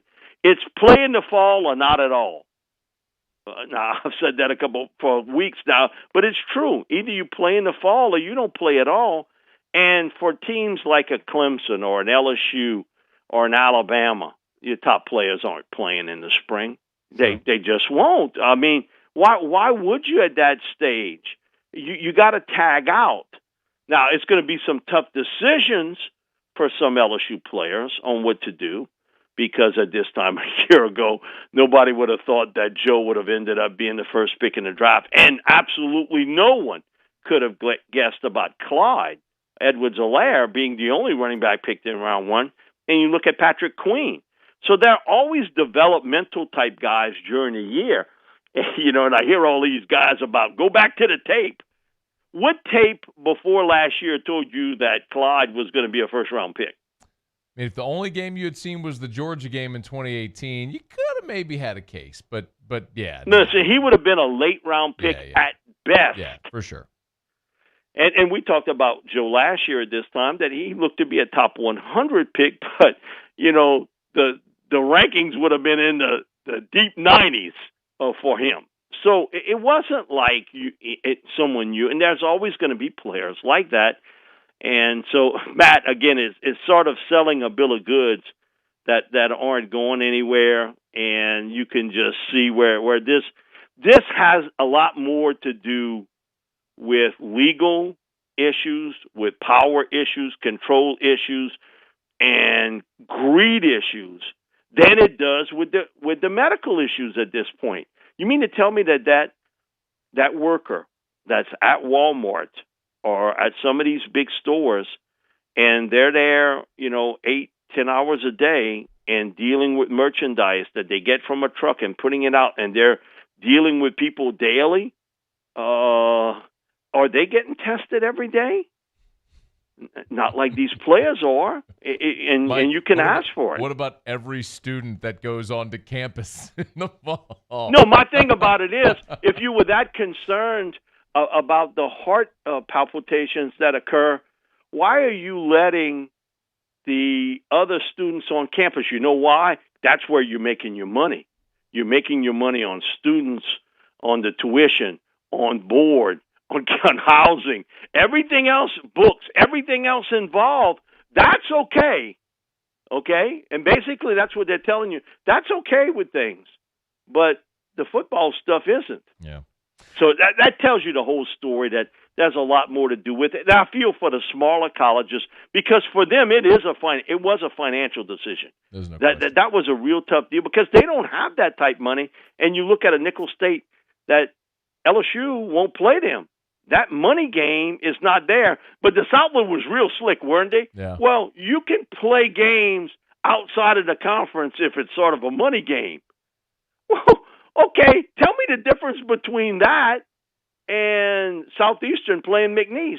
There's only because money was involved. There's a lot of people that are getting an education on all of this as it plays out. Mike, let me knock out a quick break. We're a little late. We'll come back. Saints are on the practice field. We'll talk some Houdat next. AFR. Brought to you by River City's 1 Hour Air, where they're always on time or you don't pay a dime. It is 96 degrees in Baton Rouge. I don't know what the heat index is, but I guarantee it's more than 96. And you know where your home central AC unit is? Sitting outside, the same place it's been since the day it was installed. How many times have you had it cleaned? How many times have you had it tuned up? How many times have you had that thing rejuvenated to make sure it's running efficiently? How many times have you had a River City's 1 Hour Air technician come out to make sure you don't have little bitty issues that cause great big issues, great big expensive issues? Telling y'all, just $97. You need to make this part of your seasonal maintenance. Every year, you got to have them come out. $97. River City's 1 Hour Air will do the AC tune-up and rejuvenation. You can still do it right now. Just $97. 752-0001. 752-0001 for River City's 1 Hour Air. I'm Jay Ducote. I grew up learning how to cook at LSU tailgate parties and right in my own backyard.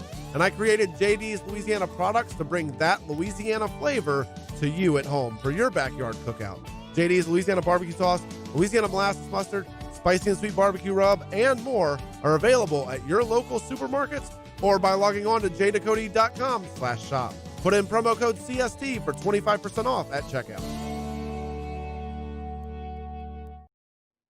104.5 ESPN invites you to take a short quiz for a chance to win a brand new EU1000 generator from our friends at Bozeman Distributors. Simply go to 1045ESPN.com now through August 16th and take the quiz to see how prepared you are for hurricane season.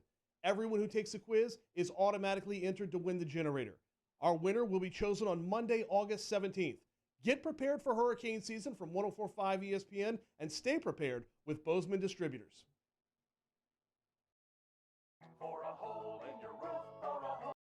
Hello? What's up, B? What you doing? Chilling at the office working. You? Hanging at the job site. Chilling. Roof's up? Hey, Greg, roof up? Roof's up. Roof's up. Roof's up.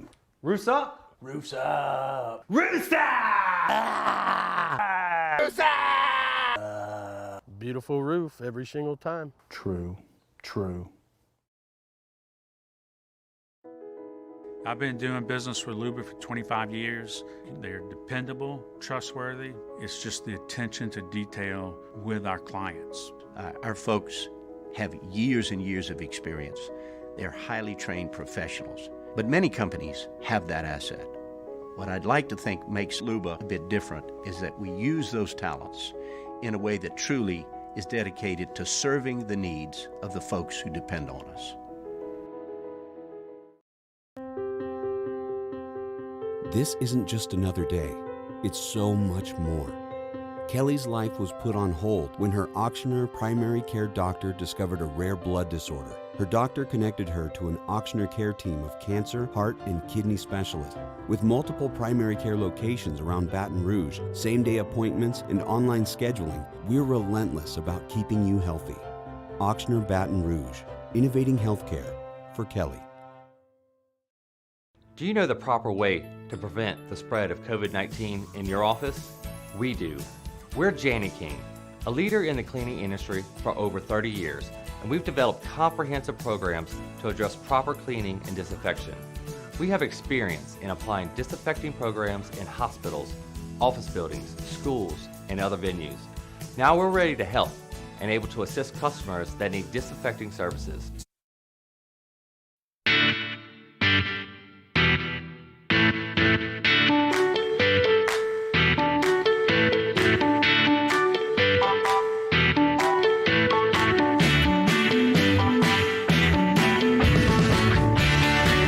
After further review with Matt Moscona, presented by the Aesthetic Medicine and Anti-Aging Clinics of Louisiana, Baton Rouge, Lafayette, and online at theantiagingclinics.com. ESPN Baton Rouge, New Orleans, Alexandria. Our weekly talk with Mike Detillier is brought to you by the one and only New Orleans original, Cesarac Rye Whiskey. I think we're going to have more padded opportunities because we're not playing games. In other words, in a normal preseason, let's say the game was on Friday, you'd be in pads during the week and then probably taper down Thursday, walk through, play the game Friday. Sean Payton talking about what the schedule is going to look like here, and don't call it training camp, as he said many times. Mike Detillier is with us here, saintsreport.com, MikeDetillier.com, with us every Thursday. Mike, Saints are on the practice field. It's hard to pluck out things while we're not able to observe much or really anything from practice. But based on what Sean Payton said or what, say, Alex Anzalone said in his media availability, what stood out to you here in these first couple of days? That Sean's going to put a lot of emphasis on those padded practices, as he said. Listen, you can't practice football unless you practice it. You know, the pajamas and slippers, that's great. You know, you can practice the pitch and catch game coverage-wise. You know, my biggest concern about all this is the play up front, offensive, defensive line play. And also, I throw linebackers in there. Your ability to get in the right spot to make a tackle. Football's not a switch. What you did back in December or January, it's not all of a sudden going to come back if you don't practice it. And so I think that's the biggest, for me, if I were a coach, that would be the biggest concern for me. Not so much the pitch and catch part of the game or the coverage part of the game. I think it would be the physicality part. And I think that's what he's bringing up about these padded practices, that you're going to get a few more because of the fact you're not playing games. The other thing, too, is early in preseason games, how much physicality are these first and second team units getting? Oh, none. I mean, basically zip. So I think it's been a part of why you see in the NFL today that the offenses have an advantage early in the season. Because I think that can come, especially now, the way it is, in the pitch and catch part of the game, that can be practiced, and you can do that sort of one-on-one, that'll come back pretty quickly. Defensively, you get much better as, say, like mid-October hits. When the weather starts to get cool a little bit, that's when the defenses start to come around, because it takes a few weeks to get back into that. I'll be interested this year without the preseason, because we always looked at Game 3, and the starters saw probably more work there than they did any other time combined in the other 3 games. Now you got a little bit of difference in that the padded practices part. The fact that you're going up against your own teammates, I know Sean liked that road trip. If they went out to the coast and they played the Chargers or the Rams. At one time, the Texans would come here, and the Saints would go to Houston and practice. And so you got kind of tired of hitting on your own guys, and then, it kind of raises the blood pressure up a little bit on them to go up against someone else. But I really think, Matt, that's the key here of which team or teams can get the physicality back quicker with basically no off season, and I don't know what they call training camp today, and how quickly that all can come together on the defensive side of the football than, say, on the offensive side. And I would say the same thing about college football. Well, let me ask you about one of those defensive players. Mentioned Alex Anzalone. When he met with the media, he said he feels like he's still got a lot left to show and to prove. I mean, we've talked about it a bunch, Mike, but I mean, where does Anzalone fit in what feels very much like a make-or-break year for him because of his injuries? Yeah, and I think one thing with a guy that's had those series of injuries, it sort of follows him. Yeah. And we saw it with Alex. It happened late, sort of in his high school career. It followed him at Florida. It's followed him here with the Saints. And listen, he's a good football player, really is. He runs the field well. He knows how to work around heavy traffic in the middle extremely well. He's been solid in the pass coverage part of the game. He's a real bright guy. He understands his game at a high level. It's just keeping him on the field. But they have an older version of him on the team, too, with Kiko Alonso, who is similar. I can't explain it, where some guys can walk out of this league 7-8 years they played and not have no injuries, hardly a scratch, and yet you get guys continuously have it, one after the other after the other. It's part of sports luck, but he's a good player. And I think healthy, the 3 starting linebackers, in my opinion, the 3 starters would be DeMario Davis, who's really a tremendous pickup for this team, Anzalone in the middle, and Nigel Bradham on the strong side. I think those would be, for me, the 3 starting guys. And Nigel brings you the fact that he has also played on the weak side, and a lot of experience. And all I'm telling you is, man, if you played for Jim Schwartz, you have seen everything possible they can throw at you scheme-wise, because Jim does different things every week to try to confuse offenses. He's a real sharp guy, very physical.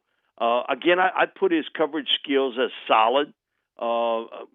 Again, he's 31 years old, and so I'd rather have the 26-year-old one, but I got the 31-year-old who's still a good player, and he understands how to get in the right spot to make a play. And we've talked about this over the past few weeks. That's why I think it's going to be difficult for the younger players on this team to make it. If it comes down to, man, I got a guy with some experience, he can play on special teams, do I keep him or do I keep the younger guy? I think Sean's going to go with the older guy. I think it's an advantage for a New Orleans, a Green Bay, a Seattle, a Kansas City that didn't have all those changes player-wise and coaching-wise. And even Sean brought that up. I know we've talked about it for weeks. I think that continuity is there that's good for this football team. Good health, though, and that's the biggest worry for me with none of this off-season training, how that's going to affect the health of these players. And we've seen it the last few years with the Saints. They've been beat up in certain areas. Offensive line one year, defensive line the last couple years. You end the season without Rankins and Davenport. That's going to be a big play. And if there's a spot on this football team that doesn't have a lot of depth, it's that corner. Mm-hmm. And I would suspect that they are looking, so to speak, for the right price. They are looking because that outside corner, because PJ and Patrick, especially Patrick at his age, are more inside guys, and PJ can play the nickel safety too. But the outside guys, you got Janoris Jenkins and Lattimore. What else you got? If one of those guys go down to an injury, yeah, you could put PJ outside, but that's not the best spot for him. So you are giving Keith a long look as a rookie free agent. But I suspect this team is going to have to go out and get a veteran cornerback that could play that spot because you're trying to build depth across the board. That's the one spot, really, they don't have much. Mike, I want to ask, we'll ask maybe a couple more guys out there that might be available. I also want to pick up on what Alvin Kamara said about his knee injury from a year ago, and we learned the Saints aren't going to have fans week one. We'll react to that. Mike D's with us for the full hour. We're halfway home. We'll come back and we'll also get to your questions for Mike in about 15 minutes. Stick around. AFR. Think real estate? Think Darren James. If you are buying or selling a home, residential or commercial, think real estate. Think Darren James, the realtor that sells more homes than anyone. That's who you need if you're trying to sell your home for more money faster than anyone. This one new on the site today in Zachary, Littlefield Avenue, 364-9, 4-bedroom, 3-bathroom, nearly 2,900 square feet. Gorgeous curb appeal on a big lot. Check it out right now at agent225.com. Tap our listings. That could be your home being mentioned in a live radio ad. How many realtors do you know that do live daily radio ads to promote their properties? Darren James does, because Darren spends thousands every month advertising his properties, your property, to get it sold faster for more money. 335-7666 or agent225.com. Think real estate. Think Darren James. $10,000 off MSRP on a new 2020 Ford F-150. All new Bayou Ford vehicles come with a 1 million mile powertrain warranty. And with Bayou to You, free delivery right to your door. The crew at Bayou Ford is going to do right by you. Divorce is hard. Divorce is messy. Divorce is exhausting. The law offices of O.C. Brown walked me through my divorce and helped me find the right solution for me, my kids, my finances, and my property. Call the law offices of O.C. Brown, your law firm for a lifetime. To all of our heroes working on the front lines of this COVID-19 pandemic, your bravery and selflessness represent the very best of us, and we want to say thank you. I'm asking everyone around the state to join me in celebrating the heroism of our healthcare professionals on the 19th of every month at 1900 hours, that's 7 p.m. Write a note of appreciation, make plans to donate to charitable organizations, or say a prayer. To learn more, visit 19thanks.org. Thank you, and God bless. If I built a van, it would do more than haul. It would carry my entire business. I'd make it available in dozens. Make not thousands of configurations. It would keep an eye on my fleet. And an eye out for danger. If I built a van, I'd make it available in diesel and gas. And I'd build it right here in South Carolina. Introducing the all-new Sprinter, starting at $33,790. Built in the USA. Mercedes-Benz. Vans. Born to run. Are you a licensed contractor? There's lots of good contractors in Louisiana doing work the right way, but unfortunately, too many unlicensed contractors are working outside the licensing requirements. Working as a contractor in Louisiana requires a license for the company doing the work. The Louisiana State Licensing Board for Contractors wants to help you get licensed to allow you to conduct work legally. It's not difficult to get the license. We can help you. Go to lacontractor.org for more information. Licensed contractors, it's the law. Gulf Coast Bank and Trust is giving our customers the power to bank anywhere, anytime during this challenging event. And we're right there with you. Our mobile banking app is a smart way to manage your money and time. Gulf Coast Bank and Trust, the bank that cares about you. I've been doing business with Luba for 25 years. They're dependable, trustworthy. It's just the attention to detail with our clients. Our folks have years and years of experience. They're highly trained professionals, but many companies have that asset. What I'd like to think makes Luba a bit different is that we use those talents in a way that truly is dedicated to serving the needs of the folks who depend on us. At Corval Toyota in Opelousas, you can get into a new Camry for $239 per month, or take 0% financing for 6 years. $239 per month, or 0% for 6 years. So come on down to Happy Tree.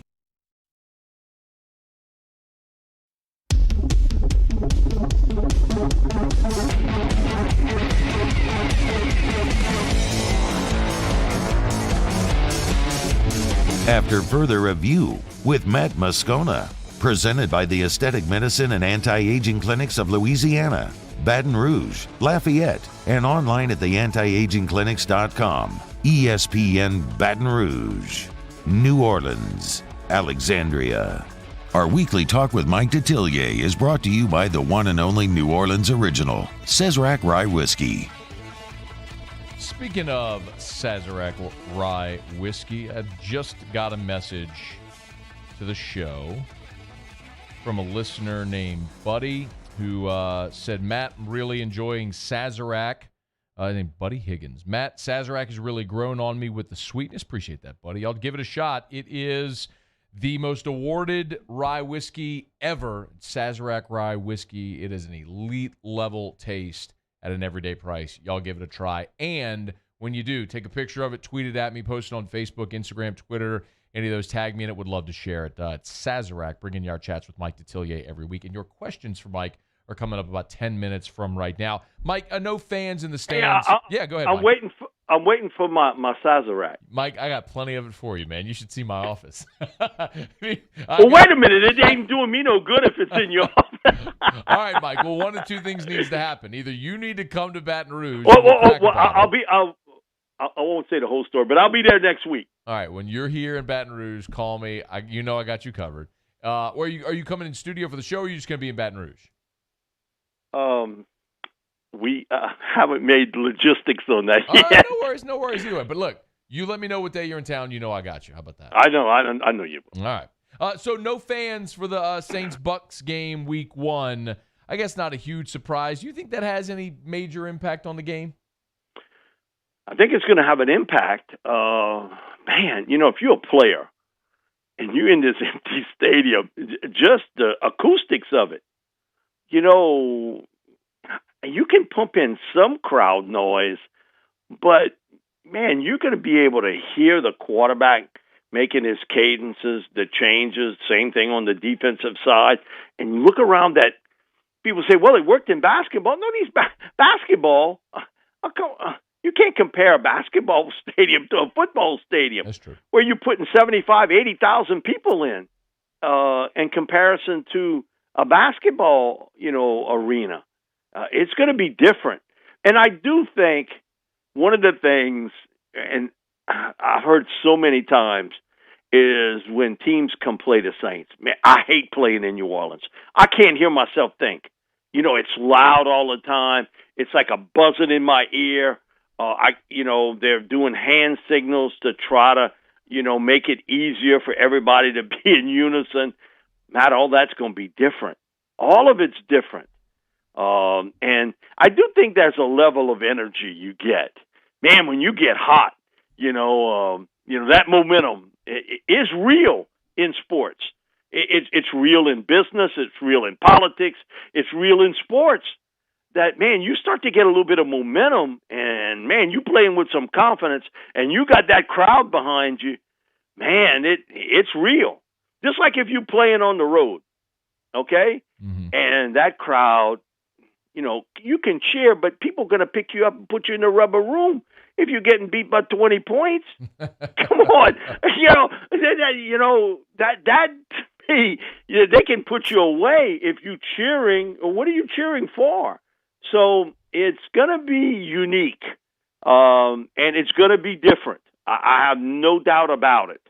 And the Saints, one of the toughest places to play in that Superdome. It is tough to play there because of the sound, the racket, the noise.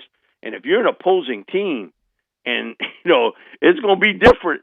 You're going to be able to hear that before you couldn't hear nothing. And, again, you can pump in some crowd noise, but, man, it ain't going to be like having 75,000 people cranked up. And, listen, you got a little bit of fire water and everything else. And so, hey, everything's great, especially when they play those 3 o'clock and 7 o'clock games. Yeah. It's going to be different, Matt. I think, but it's going to be for everyone. But the Saints and Kansas City, two of the toughest places to play. Man, you go to Kansas City, and it is loud. Matt, that is as loud an outdoor stadium as you will ever be in for a professional game. And you lose that now. And the same thing with the Saints. You don't have that. So don't tell me, it's different, the Jets. No, it's going to be different. I'm just telling you. And I do think you do get some bit of energy when you're on a roll. When you're on a roll, you get a little bit of energy, and that momentum is real. They will have, however, still a loaded roster, which will include Alvin Kamara, who we learned, Mike, said his knee was basically torn last year. What did you make of Kamara's meeting with the media earlier this week? I know Sean sort of denied everything. He's got a little tweak or something, but come on. If I'm a coach, I ain't telling you what's wrong with my player. He's got an injury, but I'm not giving you the full details. I'm not, testifying in front of Congress. I give you as little as I can about those type injuries. You don't need to know about it. But what was funny is about mid-season, you started to see where the Saints line wasn't maybe as big in some games. And I think a lot of that had to do with the fact people in Vegas had got a sniff that Alvin wasn't close to 100%.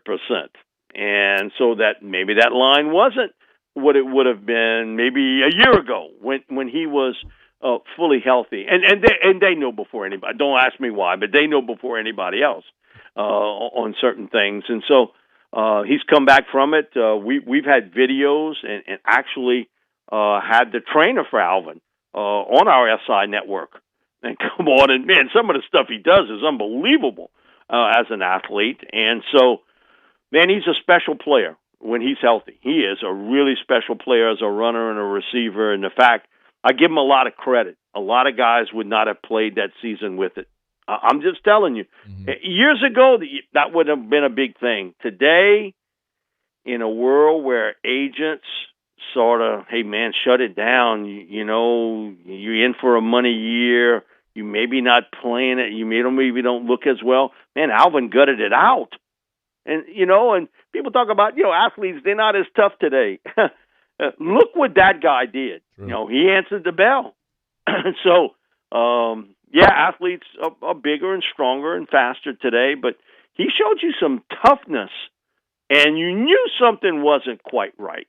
You just didn't know exactly what wasn't quite right with him. And so I give him credit, tremendous credit, for being out there and trying to do it when I know of other players that have had injuries that haven't.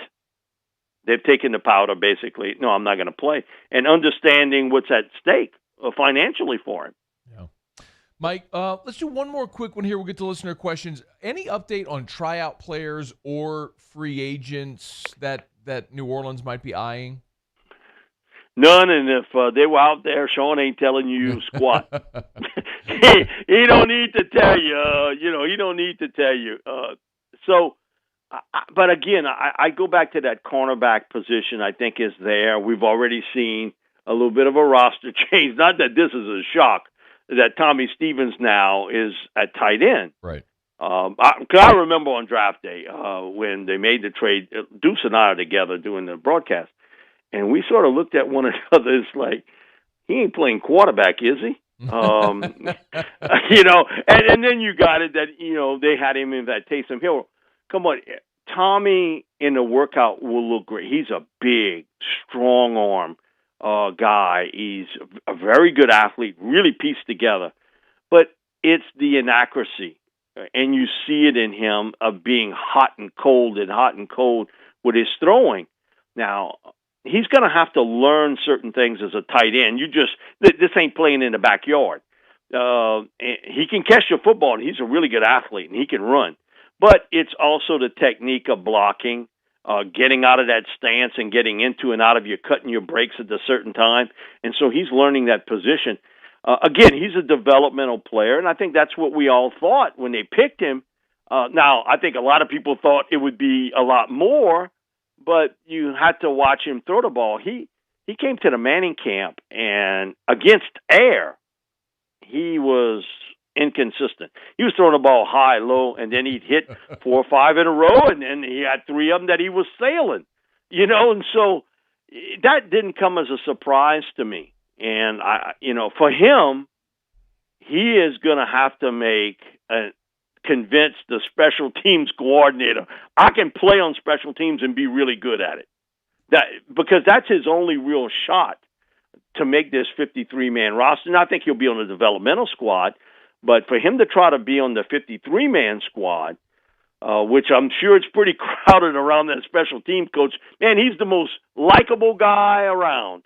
It ain't like college football where a lot of these guys, man, special teams, I ain't never played no special teams before. In pro football, that could be your ticket to making the roster. Man, he's the most loved guy coaching-wise on the squad because that could well be your opportunity to play in the NFL. Mike D's with us. Mike, we got one segment to go. We'll wrap up with your questions for Mike D. You know how to get it in. Email, Twitter, Huddle, the YouTube chat. Get your questions for Mike D. We'll wrap it up next. AFR. Get on by and see our friends at Carriages in Bocage, voted by you the best men's clothier in the Best of 225 awards because they've got a great selection. But remember, also got an amazing in-house tailor over at Carriages in Bocage. So you buy something over there, they'll make it fit forever. That's their pledge to you. You buy something tailor-made, they'll make it fit forever. And you need something tailored, they'll do it. Every time I go in and buy a shirt, if it's a Peter Millar, an Eaton, or something like that, they'll tailor it to make sure the sleeves fit, take out some of the extra cloth that might flow around the waist or whatever it may be. They'll make it fit and make you look great. It's Carriages in Bocage, voted by you the best men's clothier in the Best of 225 because they got the best selection, the best service, the best in-house tailor, and they've been doing it for more than 3 decades. And also, new item, they've got a Johnny O brand polo with the national championship logo on it. You can see it on their Instagram page or online at carriagesbr.com, carriagesbr.com. Tell them Matt sent you in to Carriages in Bocage.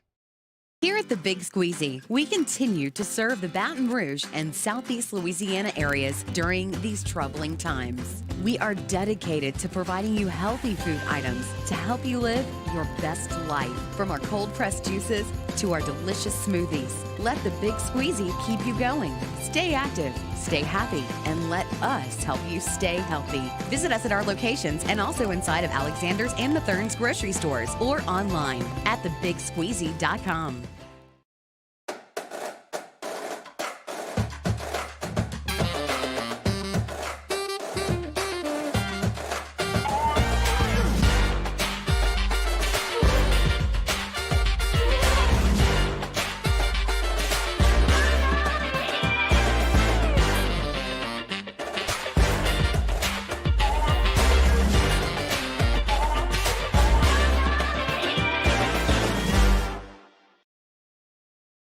Gulf Coast Office Products is a nationally recognized Savin office equipment dealer based right here in Louisiana. Over 100 employees strong, Gulf Coast has the boots on the ground to support all vertical markets, from education, engineering, legal, and finance. With the latest in office technology, from desktop to production segment units, Gulf Coast and Savin have the perfect fit for you. Call 225-756-2644. That's 756-2644 for Gulf Coast Office Products. $10,000 off MSRP on a new 2020 Ford F-150. All new Bayou Ford vehicles come with a 1 million mile powertrain warranty. And with Bayou to You, free delivery right to your door. The crew at Bayou Ford is going to do right by you.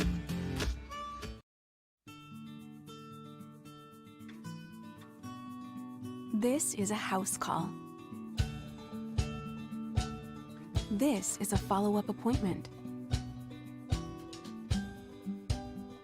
This is a diabetes checkup. This isn't just more convenient care, it's more advanced care. This is innovating healthcare at Louisiana's #1 hospital, Auctioner.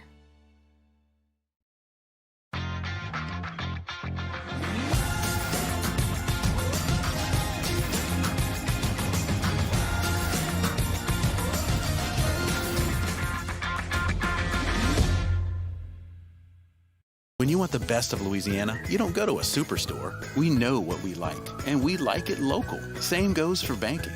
As one of Louisiana's largest local banks, we offer homegrown services crafted around you. Gulf Coast Bank, the bank that cares about you. Prompt, professional, reliable. If you're looking for a breath of fresh air with your AC and heating needs, call the professionals at Anison Bitter. Anison Bitter, a Rheem Pro part.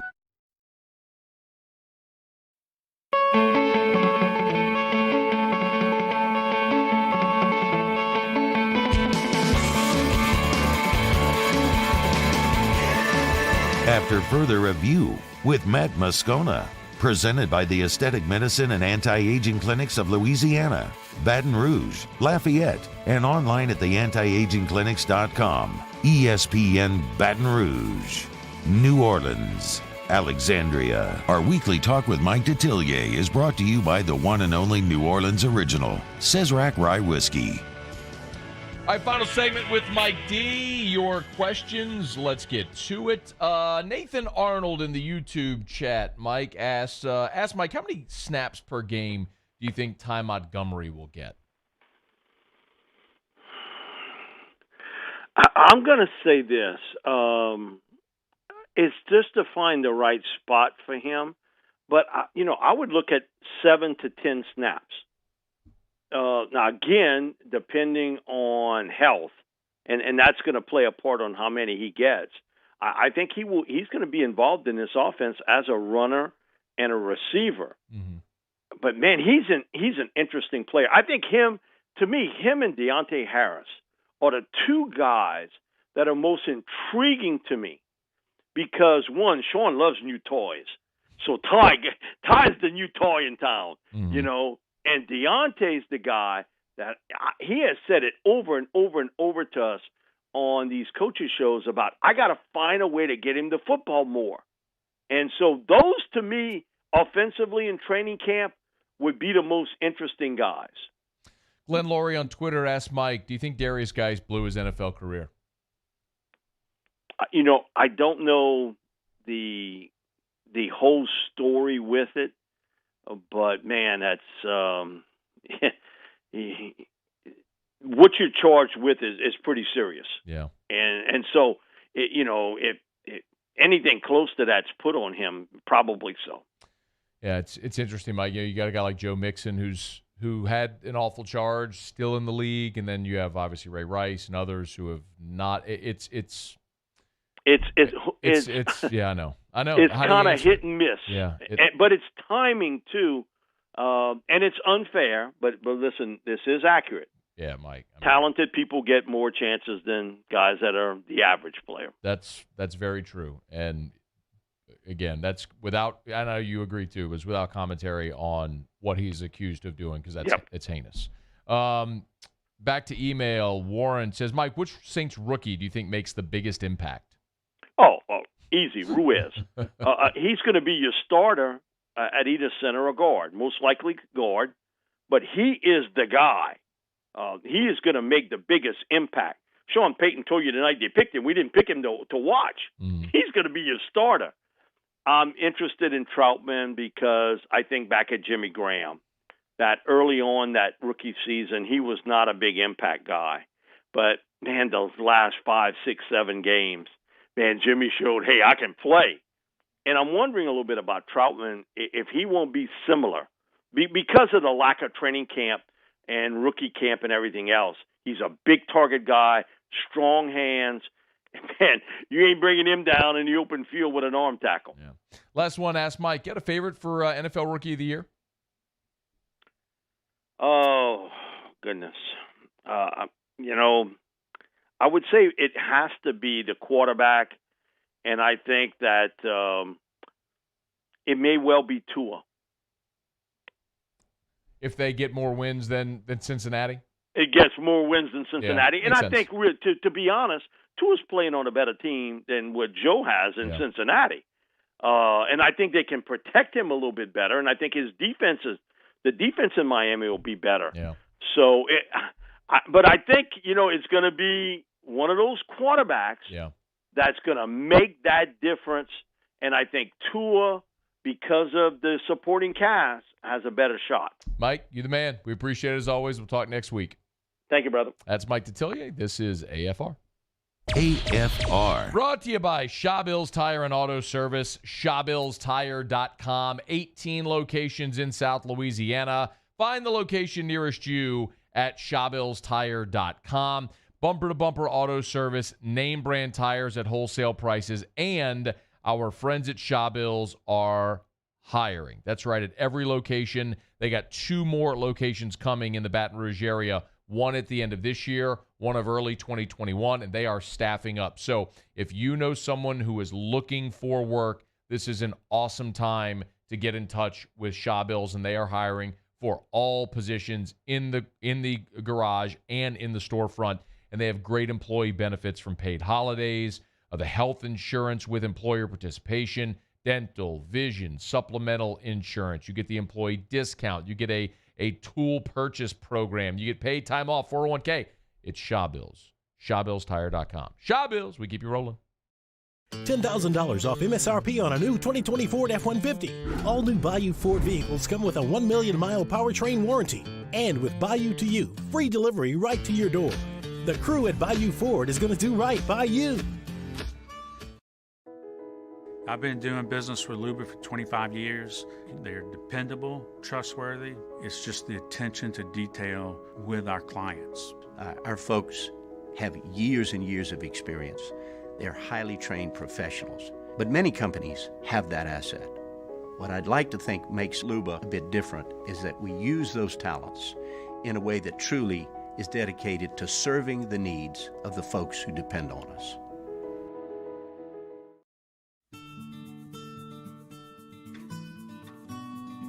This is a house call.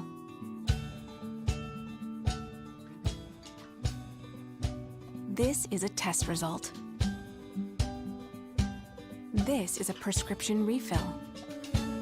This isn't just more convenient care, it's more advanced care.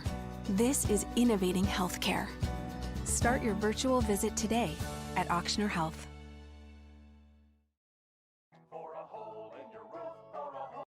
Hello? What's up, B? What you doing? Chilling at the office working. You? Hanging at the job site. Chilling. Roof's up? Hey, Greg, roof up? Roof's up. Roof's up. Roof's up. Roof's up? Roof's up. Roof's up! Roof's up! Beautiful roof every single time. True. True. If I built a van, it would do more than haul. It would carry my entire business. I'd make it available in dozens. Make that thousands of configurations. It would keep an eye on my fleet. And an eye out for danger. If I built a van, I'd make it available in diesel and gas. And I'd build it right here in South Carolina. Introducing the all-new Sprinter, starting at $33,790. Built in the USA. Mercedes-Benz. Vans. Born to run. Citizens Bank is proud to bring you the Fan of the Week. But during these times with no fans, Citizens Bank is switching its support to the Banking on BR campaign to raise money for the Baton Rouge Food Bank. You can help out by visiting brfoodbank.org or bankingonbr.com. ServiceMaster Elite create clean, disinfected work environments. As a local business, we take pride in serving the New Orleans and Baton Rouge areas. Our cleaning protocols follow CDC and OSHA standards for healthcare settings, offices, senior living, restaurants, and industrial plants. Contact ServiceMaster Elite to get your operation ready for reopening with germ disinfection cleaning. ServiceMaster Elite, the trusted choice in professional cleaning since 1996.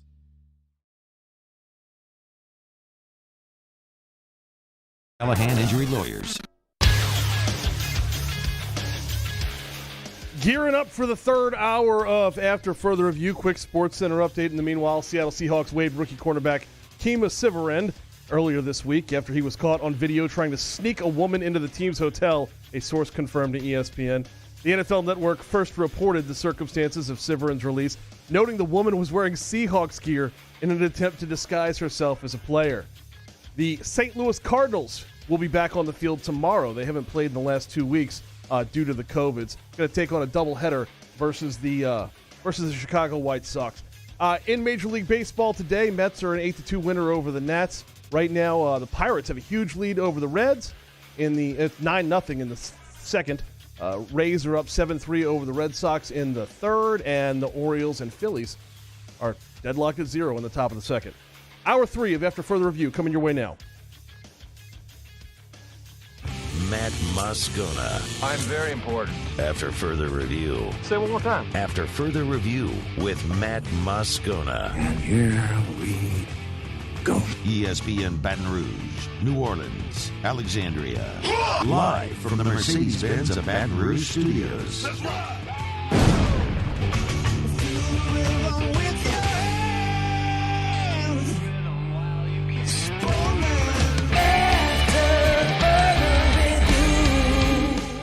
Hour 3, off we go. Welcome aboard. Glad you're with us. AFR, presented by the Aesthetic Medicine and Anti-Aging Clinics of Louisiana. I'm Matt.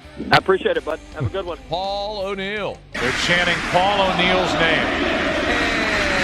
And the brain. Hey, the brain got a poop. We're here. Glad you are as well. Make it a good one, folks. 5 o'clock quitting time, and glad you are driving home with us. So we continue to learn more about what the different respective conferences across college football, what their plans are for the fall and or spring. And the Southland made their announcement today. And quite honestly, it's one of the it's been the most unique of all of the announcements yet, as the Southland postponed their league competition in the fall, but also announced that specific and individual universities could put together a fall schedule if they wanted to of non-conference games. I find this fascinating, and I wanted to learn more, so let's go down to the Bayou. Jonathan Terrell is the athletic director at Nicholls State. They're, of course, affected by this, and he's good enough to join us here on the show for a couple of minutes. Jonathan, JT, thanks for a couple of minutes, man. How are you? I'm good. How are you, Matt? Man, I'm doing really well. First, let me just start with your reaction to the news today from the Southland Conference. So, sorry about that.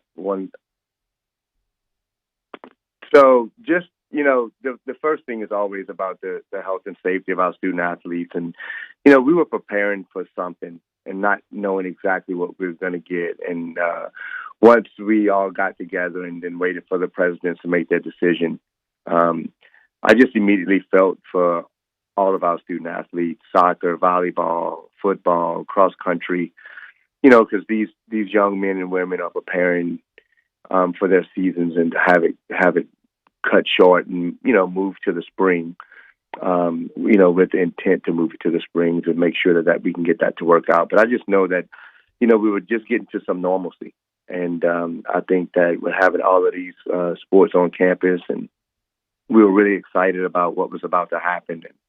And it was a somber moment for sure. Yeah. I know that it's not ultimately your final decision. Of course, all of the university presidents make this decision in conjunction with the league. So I don't know to what degree you can speak to this, but there is going to be that counter argument where you say, okay, well, the health and safety for student athletes is of the utmost importance, but if you can put together a schedule, go play. So how do you reconcile that where you're saying in one hand, health and safety, the other hand, go play?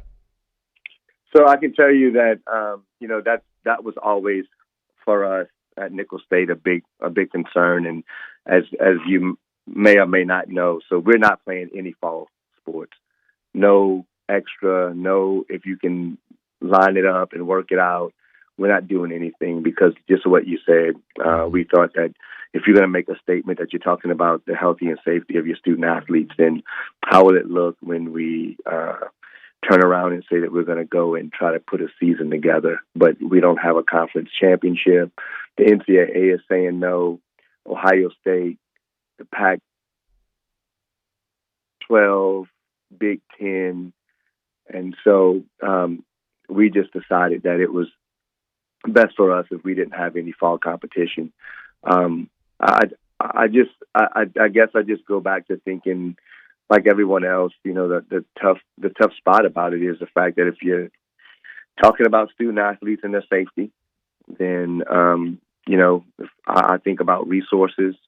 I think about some of these big conferences that have a whole bunch of resources that we don't have, and I just can't see if they couldn't do it, then why did we think that it would be okay? So that's just my stance of where I felt, and Dr. Kloon backed me on that, and so there won't be any competition at Nicholls State in the fall. What were the conversations like, to whatever degree you can disclose, among the athletic directors in the Southland? I don't know that you can reveal like a vote or anything like that, but was it, how would you describe it? Contentious? Was it passionate? Was there sort of unanimous agreement? Like how did all those conversations go?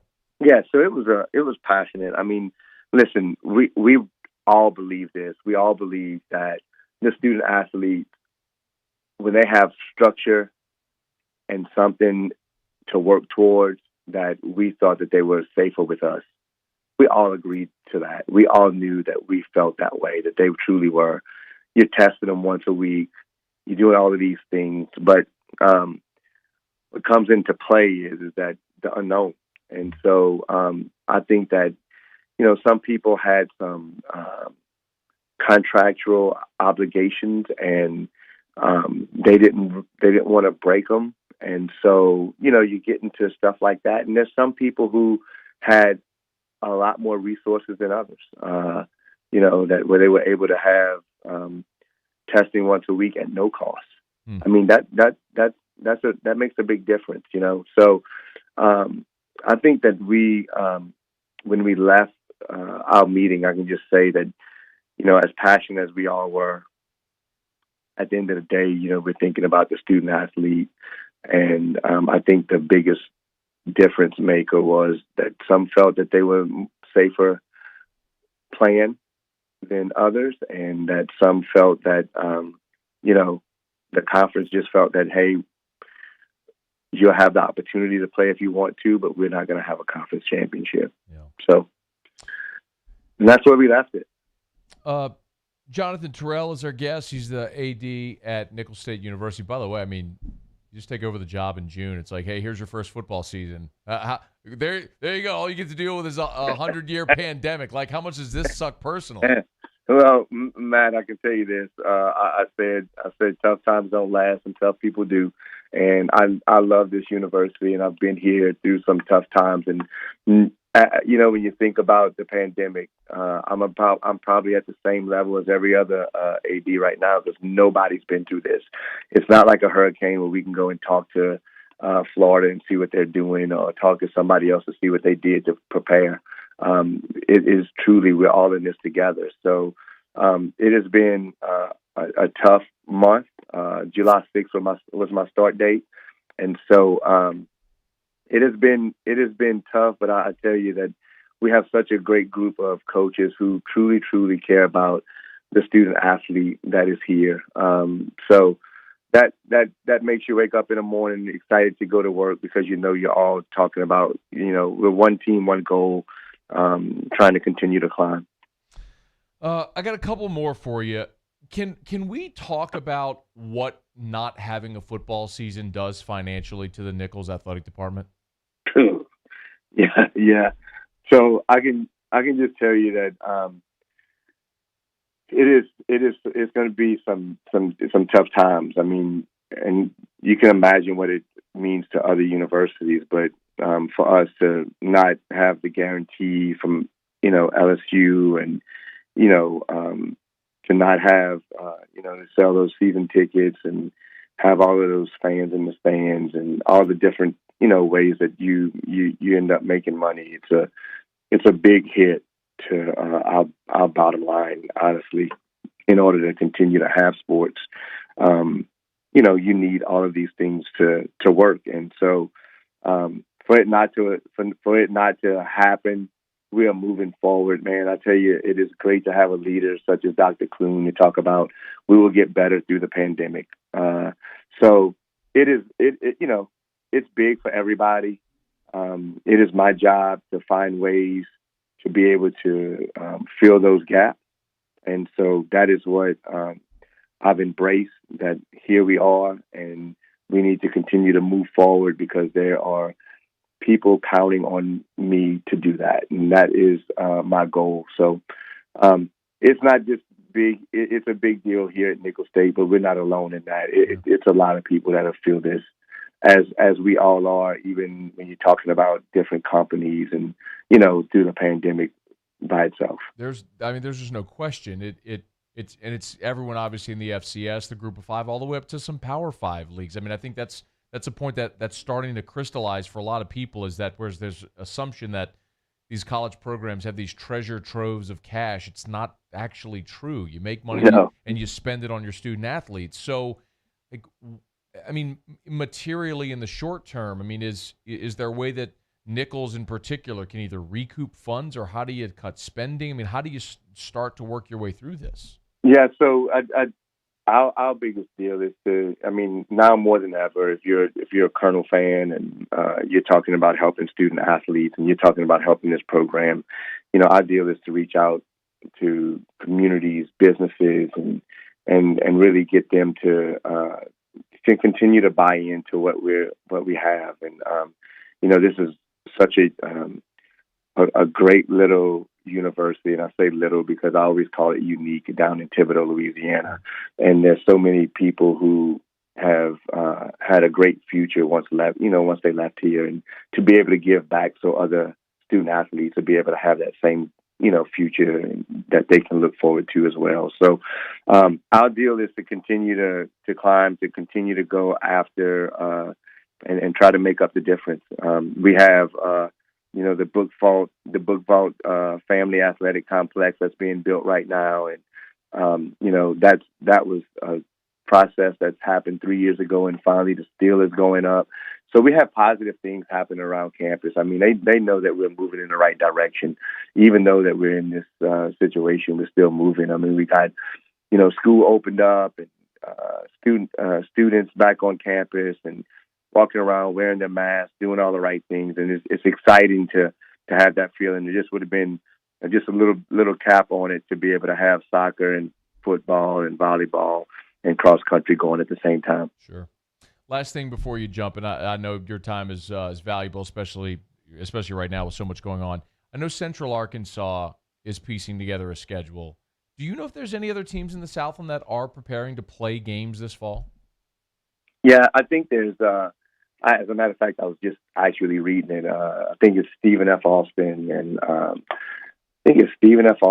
Central Arkansas, Houston Baptist, and Abilene Christian might be the teams that are in our conference that are trying to gather a deal. And for most of those teams, it's a lot of contractual obligations that they're trying to take care of. And some of them is just that they really have the means that they want to be able to test every week, and they think that their bubble is good, and they want to be able to play because they think that their student athletes are safer with them, and I respect that.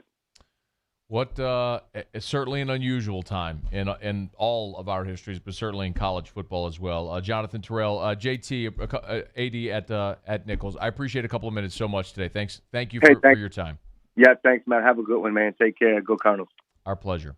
It's after further review. Did you hear his reaction when I said, can we talk about the financial impact? It was just a loud, the exhale. I mean, and then he made his plea, and I totally respect it. I mean, he made his plea to everyone who loves Nichols, who has ties to that university or that community. If you can donate, business, I get it. I mean, hat in hand, you need help. I mean, I just, when the way that you have pieced together your budget and the two primary revenue sources, guarantee games against major programs and football ticket sales, when those go to zero, when your two main revenue sources go to zero, how do you exist? I mean, what if Barnes & Noble stopped selling books? I mean, think about that. You walk into Barnes & Noble's and there's no books. I mean, what do you do? How do you make money? How do you exist? How do you keep your lights on? How do you pay your employees? I do not envy them at all for having to figure this out. But that's their charge. That's their task. And that's why I got good people like JT in place to try to figure all that out. So, all right, let me knock out a break. We're brought to you by the Aesthetic Medicine and Anti-Aging Clinics of Louisiana. When we come back, Dabo talks about the college football playoff. By the way, the selection committee did meet today virtually. I want to update that. And Jeff Braun, the head coach at Purdue, has released his spring football plan. And I want to go through that a little bit. And we'll do that next on AFR. AFR. If you're looking for dinner plans tonight, Ichiban is always a great option. Essen near Perkins, Airline Highway in Gonzales, 2 locations, always a great night to make it an Ichiban night. If you've been hearing me talk for years about the Moscona roll, and you've heard me talk about how it's that and the Ichiban roll are the best-selling rolls at Ichiban, and you've thought, is he just saying that because his name's on it? I wish I could take more credit other than lending my name, but it really is that good. It really has nothing to do with me. It's the fact that they Ronnie and they put together and Patrick put together an awesome roll. The Moscona roll is shrimp tempura, snow crab, crushed candied macadamia nuts. It's topped with garlic butter seared red snapper, sriracha for the spice, yuzu honey for the sweet, and toasted coconut for the perfect finish. And if you're thinking, I don't like coconut, trust me, you're not tasting coconut. It's just a little accent, a flavor accent to finish. It's the Moscona roll. It's only at Ichiban. Essen near Perkins, Airline Highway in Gonzales. Make tonight an Ichiban night. At All-Star Toyota, you get it all. If you're in the market for an all-new Toyota vehicle, come see our friendly and knowledgeable sales team at All-Star Toyota. Located in Baton Rouge at the corner of Airline and Goodwood, we've been serving our community since 2005 by offering a large selection of new Toyota cars, trucks, and SUVs. Get behind the wheel of your dream car and take a test drive at All-Star Toyota today. Crime has serious consequences, but anyone can make a mistake. If you find yourself in trouble with the law, know that you have rights, and it's okay to demand them. The law offices of O.C. Brown are here to protect you and your rights. Felony or misdemeanor, DUI or drug charge. No matter what crime you're accused of, you still have rights. Let the law offices of O.C. Brown uphold them. Call 225-343-1111. Your law firm for a lifetime.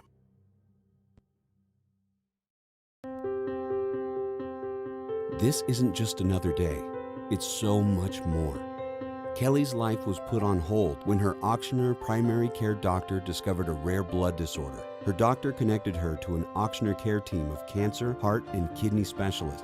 With multiple primary care locations around Baton Rouge, same-day appointments, and online scheduling, we're relentless about keeping you healthy. Auctioneer Baton Rouge, innovating healthcare for Kelly. 104.5 ESPN invites you to take a short quiz for a chance to win a brand new EU1000 generator from our friends at Bozeman Distributors. Simply go to 1045ESPN.com now through August 16th and take the quiz to see how prepared you are for hurricane season. Everyone who takes the quiz is automatically entered to win the generator. Our winner will be chosen on Monday, August 17th. Get prepared for hurricane season from 1045 ESPN and stay prepared with Bozeman Distributors. I'm Jay Ducote. I grew up learning how to cook at LSU tailgate parties and right in my own backyard. And I created JD's Louisiana products to bring that Louisiana flavor to you at home for your backyard cookout. JD's Louisiana barbecue sauce, Louisiana molasses mustard, spicy and sweet barbecue rub, and more are available at your local supermarkets or by logging on to jducote.com/shop. Put in promo code CST for 25% off at checkout. To all of our heroes working on the front lines of this COVID-19 pandemic, your bravery and selflessness represent the very best of us, and we want to say thank you. I'm asking everyone around the state to join me in celebrating the heroism of our healthcare professionals on the 19th of every month at 1900 hours, that's 7 p.m. Write a note of appreciation, make plans to donate to charitable organizations, or say a prayer. To learn more, visit 19thanks.org. Thank you, and God bless.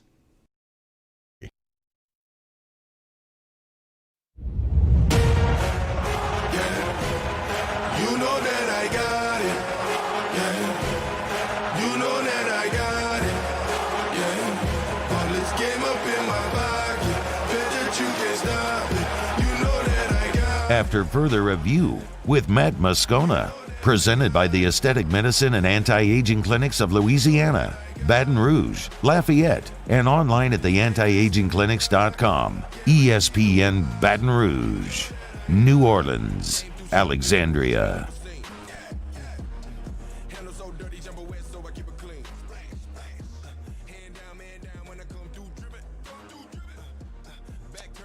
I just got a reminder in that break why it is an absolutely wonderful thing that F. King Alexander is thousands of miles away. I saw Brian Holland just retweeted this. It's a story from Oregon Live, Nick Daschel at OregonLive.com. And they speak to F. King Alexander, who's now the president at Oregon State. Of course, in the Pac-12, has decided not to play football this fall. And the tweet reads, and you can go read the article, the Pac-12 has called off football this fall. The SEC has not asked Oregon State President F. King Alexander what the Pac-12 is seeing that the SEC isn't. Quote, I think probably reality.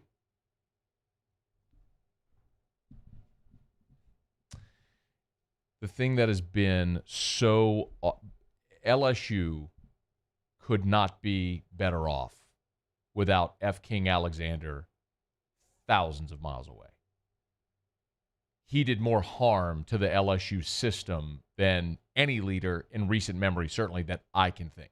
He oversaw a budgetary crisis and the cratering out of many important things at LSU, including a miserable handling of the football coaching situation in late 2015. He was an abject failure as the president of LSU, and thank God that someone like Richard Lipsey had enough, balls to throw his weight around to get that guy and Joe Oliva out of Baton Rouge, because LSU could not be better off. But the thing that really annoys me is the pretentious arrogance of academics like Dr. Alexander, who choose to completely ignore the very bright medical professionals who do see a way forward amid COVID-19. The medical professionals that are advising NFL teams and major league teams and business owners and everyday Americans like me and my wife who have consulted with our son's doctors about what to do with his very sensitive medical care, and they all unanimously tell us you have to find a way to move forward existing with this virus. They all told us to send Drew to school. World-renowned doctors at some of the best medical facilities in the world. But King Alexander sits there in his ivory tower and smirks, just like all the other jacklegs in the Big Ten and the Pac-12 who are doing the same exact thing right now.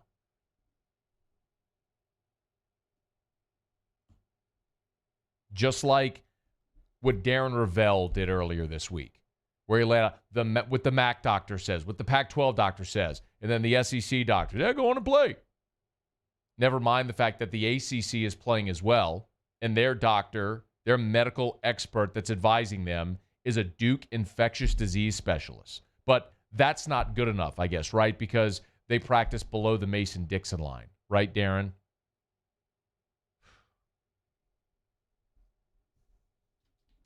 Y'all, if you don't think bias and preconceived notions exist outside of things in our reality,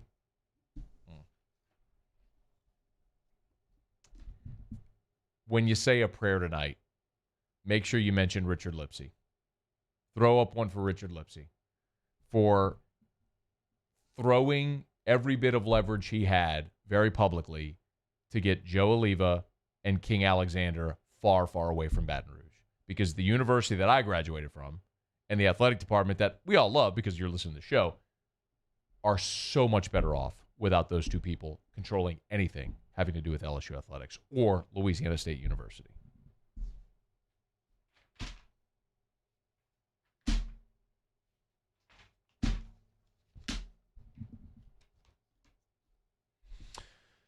I want to tip my cap to Purdue coach Jeff Brom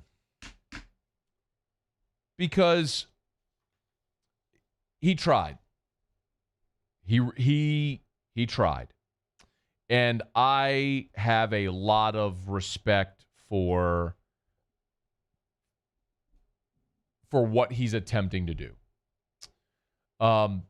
Not easy in any way, and I get it.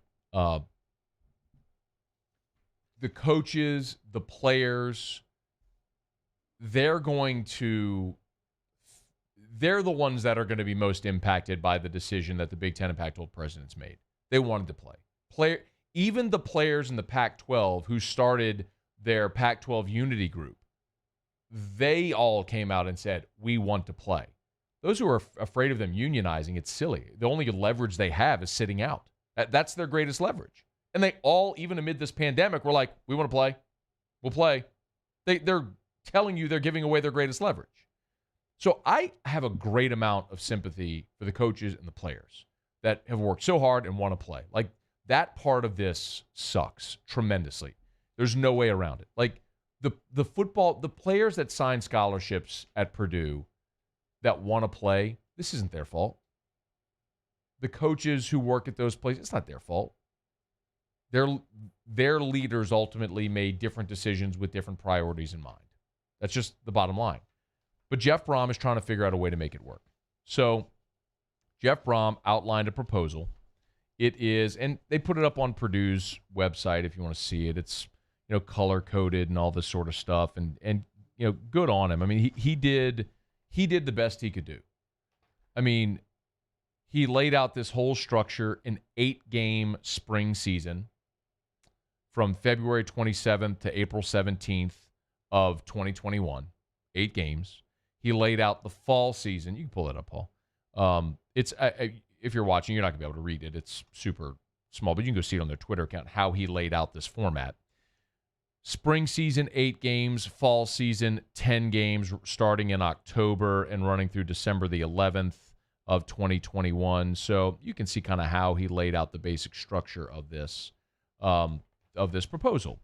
With a training camp at 16 hours. Everything from the 2-week training camp build-up, then a 4-week training camp, then an 8-game season, then the plan B with the playoff. I mean, he spelled it all out in a ton of detail that obviously took a lot of time and effort and thought into planning this all out. And I really, really, really admire his effort. And Brom even said, and he told ESPN, we don't have this audio, right, Brain? This was the phone interview, was what Brom told ESPN. Brom said, quote, "This isn't a perfect plan, but it will prove that it can be done if people are willing to make sacrifices." And you know what? He's absolutely right. but it's the exact same premise that the schools that are trying to play right now and leagues that are trying to play in the fall are presenting. Playing in the fall is not a perfect plan.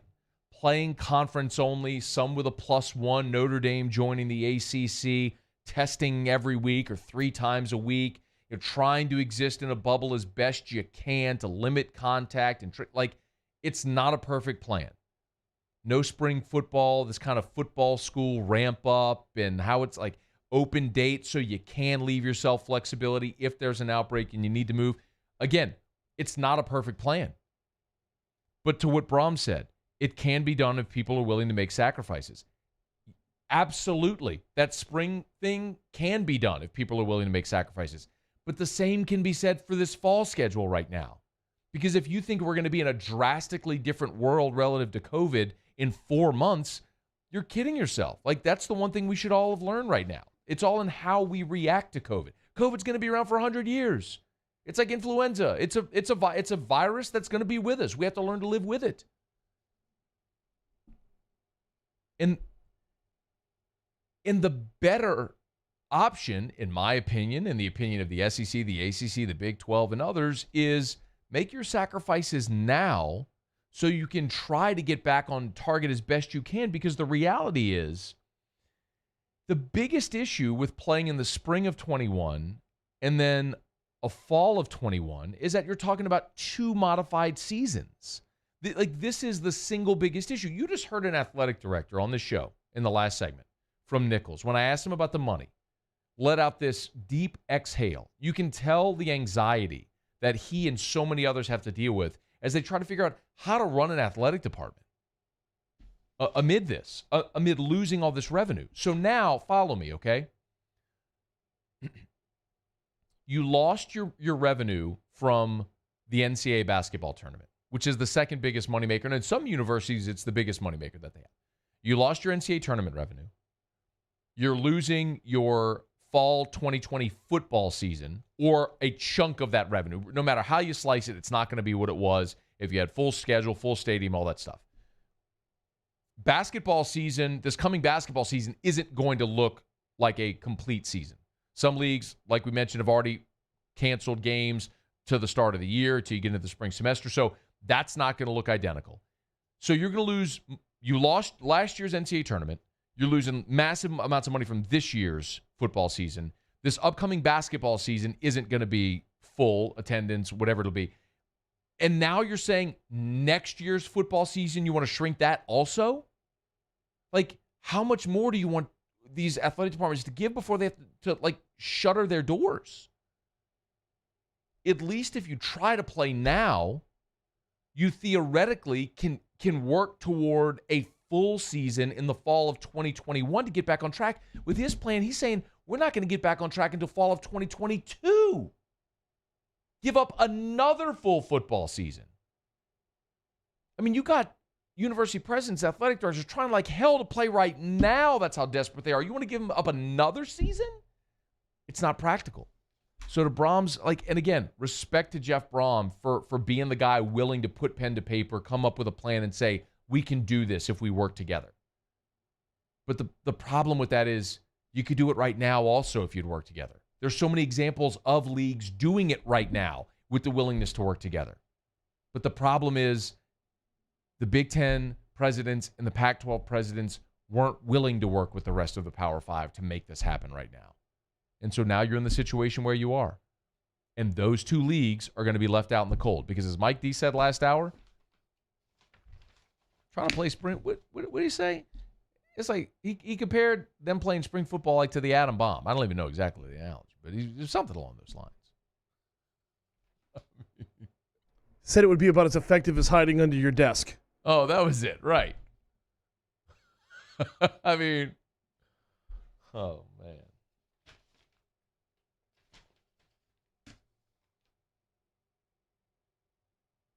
It's not going to happen. You're just not going to see all of these Power 5 leagues give up the 2021 season as well. Good on you, Jeff Brom. It's not reality. what is looking more like reality is you're going to have some type of football in the fall of 2020. What does that mean for a national champion? The College Football Playoff Committee met today. We'll go over some of what they discussed. We'll let you hear from Dabo Sweeney as well. And we also found out there's going to be no fans in the Dome week 1. What does that mean for LSU's opener on the 26th? We'll get to all of that still to come. And Otter Locks with Jimmy Ott. Stick around here on AFR. AFR. AFR is brought to you by Clegg's Nursery. Buy local, shop local at Clegg's Nursery. 4 locations in the greater Baton Rouge area. Siegen near Airline, LA 16 in Denham, Mid-City on Donmore, and the Garden Center on Greenwell Springs. Buy local, shop local at Clegg's Nursery. Take care of mosquitoes at your home with the Spartan Mosquito Eradicator. Man, look, you can have a company come out and spray and do all that stuff, or you can just do it really easily and affordably. Spartan Mosquito Eradicator, it works incredibly. Take care of mosquitoes 90 days at a time. Buy the Spartan Mosquito Eradicator. You take the top off. There's granules in there. You fill water up to the fill line. You shake it, put the top back on, put it on your property line. You're done with mosquitoes for 90 days. It's that easy. They got full greenhouses, and they're partnered with True Value Hardware Store. So if you're checking off those honeydews with a little bit of extra time this summer, get by Clegg's Nursery and check out everything they got over at their True Value Hardware Store. Buy local, shop local, and tell them Matt sent you in to Clegg's Nursery. At Corval Toyota in Opelousas, you can get into a new Camry for $239 per month, or take 0% financing for 6 years. $239 per month, or 0% for 6 years. So come on down to Happy Town. That's Corval Toyota in Opelousas. Happy Town, USA. Are you a licensed contractor? There's lots of good contractors in Louisiana doing work the right way, but unfortunately, too many unlicensed contractors are working outside the licensing requirements. Working as a contractor in Louisiana requires a license for the company doing the work. The Louisiana State Licensing Board for Contractors wants to help you get licensed to allow you to conduct work legally. It's not difficult to get the license. We can help you. Go to lacontractor.org for more information. Licensed contractors, it's the law. At All-Star Toyota, you get it all. If you're in the market for an all-new Toyota vehicle, come see our friendly and knowledgeable sales team at All-Star Toyota. Located in Baton Rouge at the corner of Airline and Goodwood, we've been serving our community since 2005 by offering a large selection of new Toyota cars, trucks, and SUVs. Get behind the wheel of your dream car and take a test drive at All-Star Toyota today. I've been doing business with Luba for 25 years. They're dependable, trustworthy. It's just the attention to detail with our clients.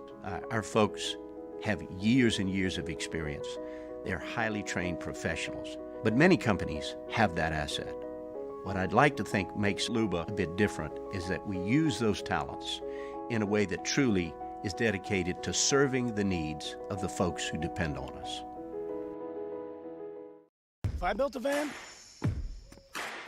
it would do more than haul. It would carry my entire business. I'd make it available in dozens. Make that thousands of configurations. It would keep an eye on my fleet. And an eye out for danger. If I built a van, I'd make it available in diesel and gas. And I'd build it right here in South Carolina. Introducing the all-new Sprinter, starting at $33,790. Built in the USA. Mercedes-Benz. Vans. Born to run. Gulf Coast Bank and Trust is a local bank with a straightforward philosophy. It's about doing the right thing for our customers. Participating in our community with annual local fundraisers, offering individual attention in a modern banking atmosphere with a trusted local company. Gulf Coast Bank invested in technology with a local touch, giving our customers the power to bank anywhere, anytime. We're building relationships through personal service as the bank that cares about you. Gulf Coast Bank and Trust, the bank that cares about you. $10,000 off MSRP on a new 2020 Ford F-150. All new Bayou Ford vehicles come with a 1 million mile powertrain warranty. And with Bayou to You, free delivery right to your door. The crew at Bayou Ford is going to do right by you.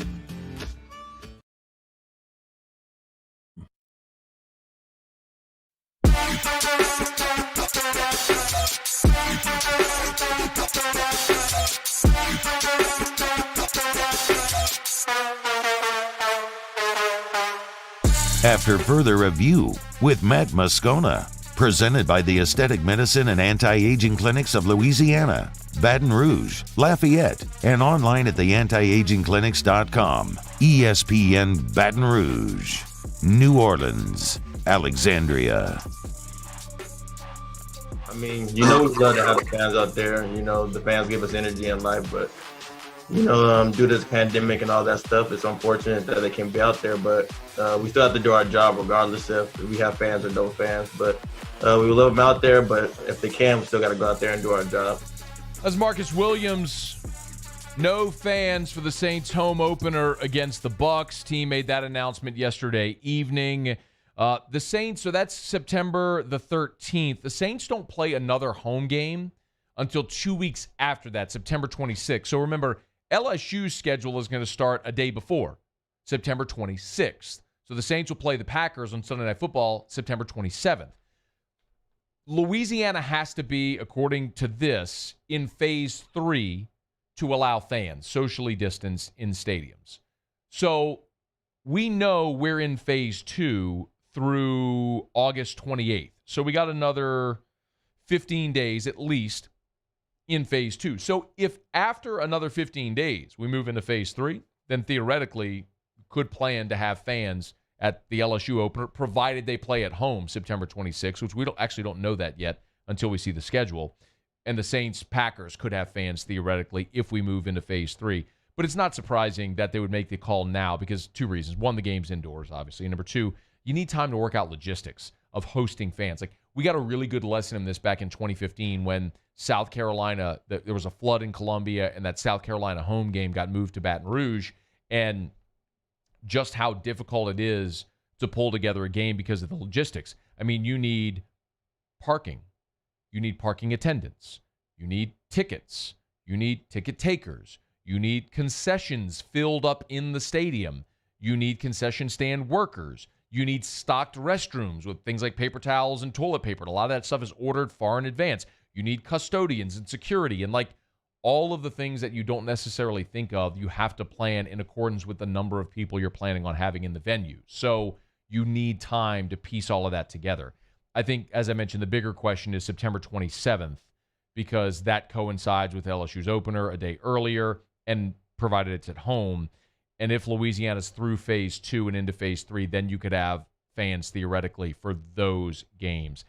From an on-field standpoint, Saints-Bucs, I mean, it's disappointing because that would be the marquee game of the opening season. I mean, obviously you're going to have the Chiefs in their opening game defending champs, but I mean, Saints-Bucs, Brady's Saints, of course, with the cachet that they have, and then Tom Brady's first game in Tampa, Gronk there as well, game in the Dome. I mean, that was going to be one of, if not the marquee game for Week 1 of the NFL season. So a rowdy Dome, you won't have that. But it is worth mentioning too, man. Before this past year when the Saints eked past the Texans, they lost 5 straight season openers. 5 straight openers, including some heinous performances like when Fitzmagic was born and came into the Dome and threw for 500 yards against the Saints to open the 2018 season. So, I mean, look, I would love to see a packed Dome giving the Saints every advantage. Realistically, though, I just want to see them try to find a way to win that game because the Saints haven't been awesome in openers. They won last year, but if you remember, Lutz had to make the late kick because Deshaun Watson threw for 400 yards in that game. So, Saints-Bucs, no fans there. Let's keep an eye on September 27th, the next home game, which is Week 4, the next home game for the Saints after the opener against the Bucs. Zion is going to miss his finale. The Pels play tonight against Orlando, 8 o'clock tip. They're done. Zion's going to sit. Brandon Ingram's going to sit. Drew's going to sit. Josh Hart is questionable. So Zion's rookie year officially done. He finishes the season strong, averaging 22.5 points, 6 rebounds, 2 assists per game, shot 58% from the field. He becomes the second rookie in NBA history to average 20 points a game while shooting at least 55% from the field. The other, Shaq. Elite company when you talk about how dominant Zion is when he gets the ball around the rim. He finishes, and there's nothing defenders can do. He actually compares to Giannis as far as the average points per game in the paint in the restricted area because teams just can't stop him. If he gets the ball down low, he's going to finish.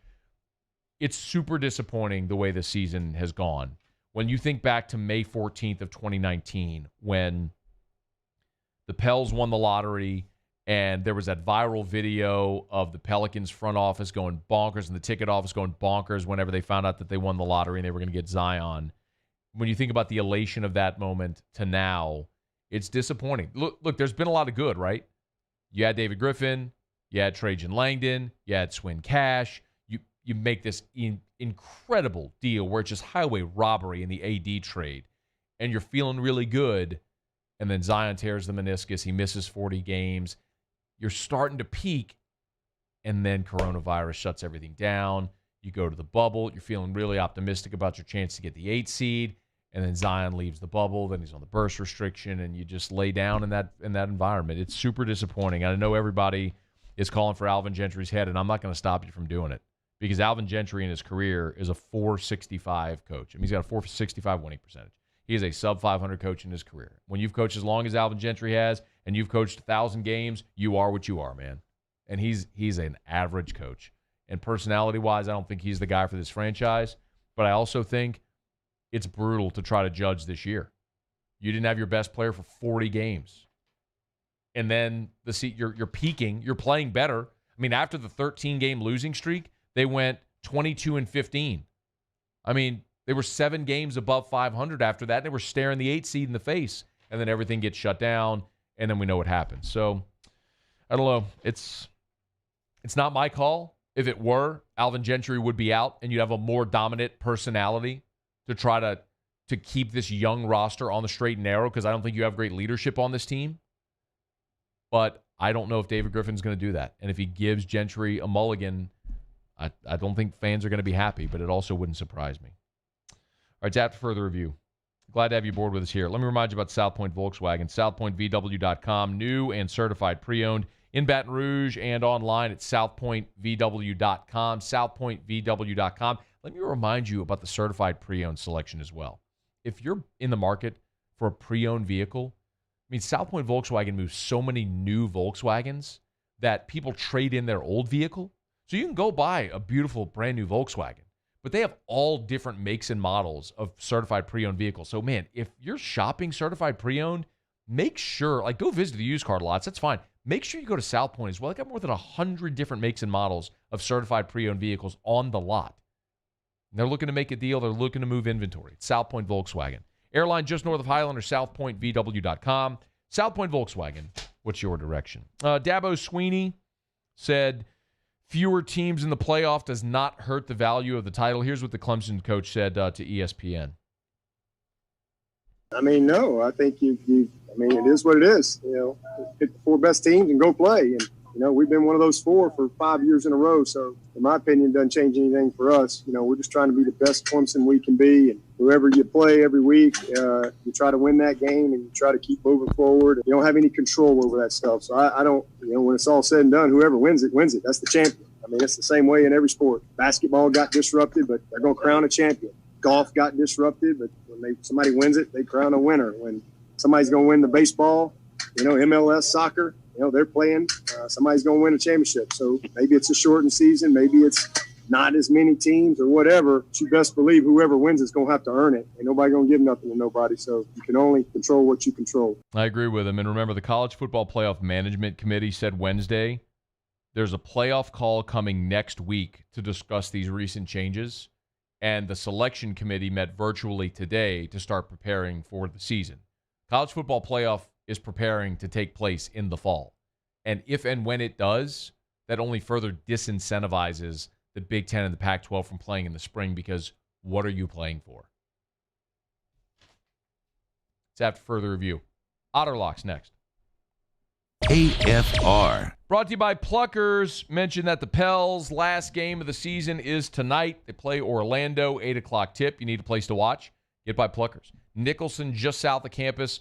Bluebonnet right in front of the Mall of Louisiana. As I look at it right now, Phillies and Orioles, 2-0 there from Philly. You need a place to watch?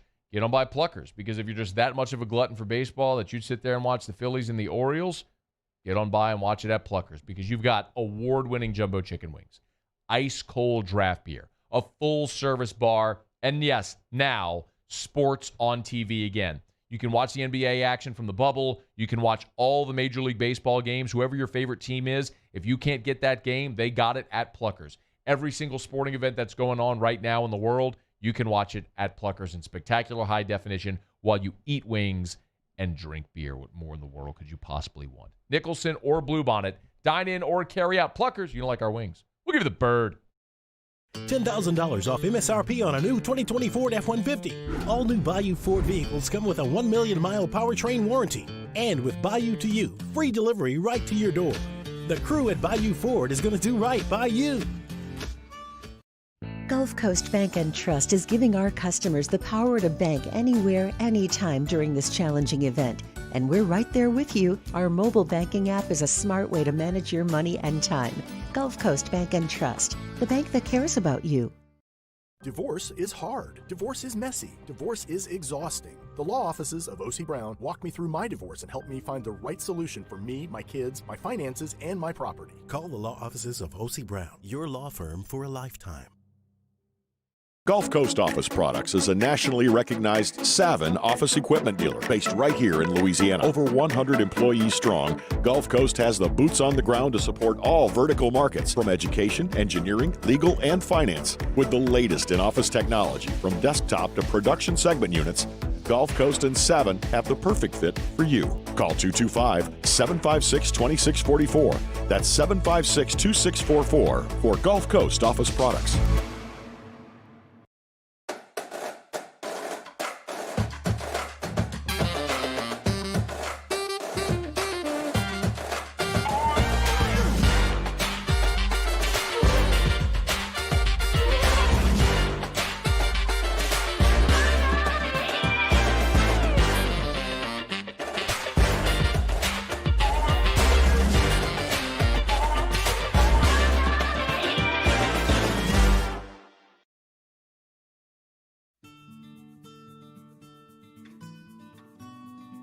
This is a house call.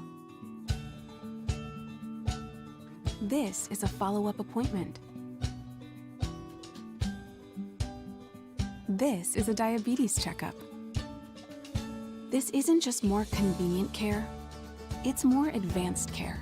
This is innovating healthcare at Louisiana's #1 hospital, Ochsner. ServiceMaster Elite create clean, disinfected work environments. As a local business, we take pride in serving the New Orleans and Baton Rouge areas. Our cleaning protocols follow CDC and OSHA standards for healthcare settings, offices, senior living, restaurants, and industrial plants. Contact ServiceMaster Elite to get your operation ready for reopening with germ disinfection cleaning. ServiceMaster Elite, the trusted choice in professional cleaning since 1996.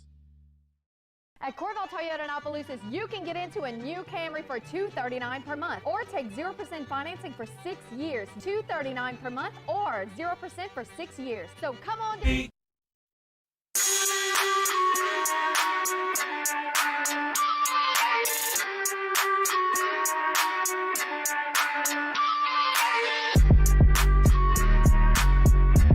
After further review with Matt Moscona. Presented by the Aesthetic Medicine and Anti-Aging Clinics of Louisiana, Baton Rouge, Lafayette, and online at theantiagingclinics.com. ESPN Baton Rouge, New Orleans, Alexandria. All right, let's do Honor Locks. Honor Locks. Jimmy Ott joins us from Jolie Pearl in downtown Baton Rouge. Otter, how are you? We're pretty shucking good. How are you, Matthew? What's going on, baby? Doing good, man. Hey, I wanted to, I've only got a couple of minutes here, but I was going off on F. King Alexander, so I ran long. I wanted to get... What did he do? Well, he basically took a shot at everyone in the South who's playing football. A very pretentious, hoity-toity thing that you'd expect from a douchebag like that. But anyway, Yeah. I wanted to get your opinion on this because I saw you tweet it last night, and you retweeted with new odds. There's a prop bet out of Power 5 teams playing in 2020, and it's at -210. So make sense of this for us. All right. The first that I saw, and it did just come out last night because they even clarified a date under the prop from August 12th to December 31st. and it says, will a Power 5 team play in 2020? And so, I mean, what we're thinking about, why they're clarifying that if they play the first couple of games, they just start. If one of the conferences starts and tries, are they? And then it will cash. It went all the way up to $2.20 at one point today. It's settling right now at $2. These things will fluctuate a little bit.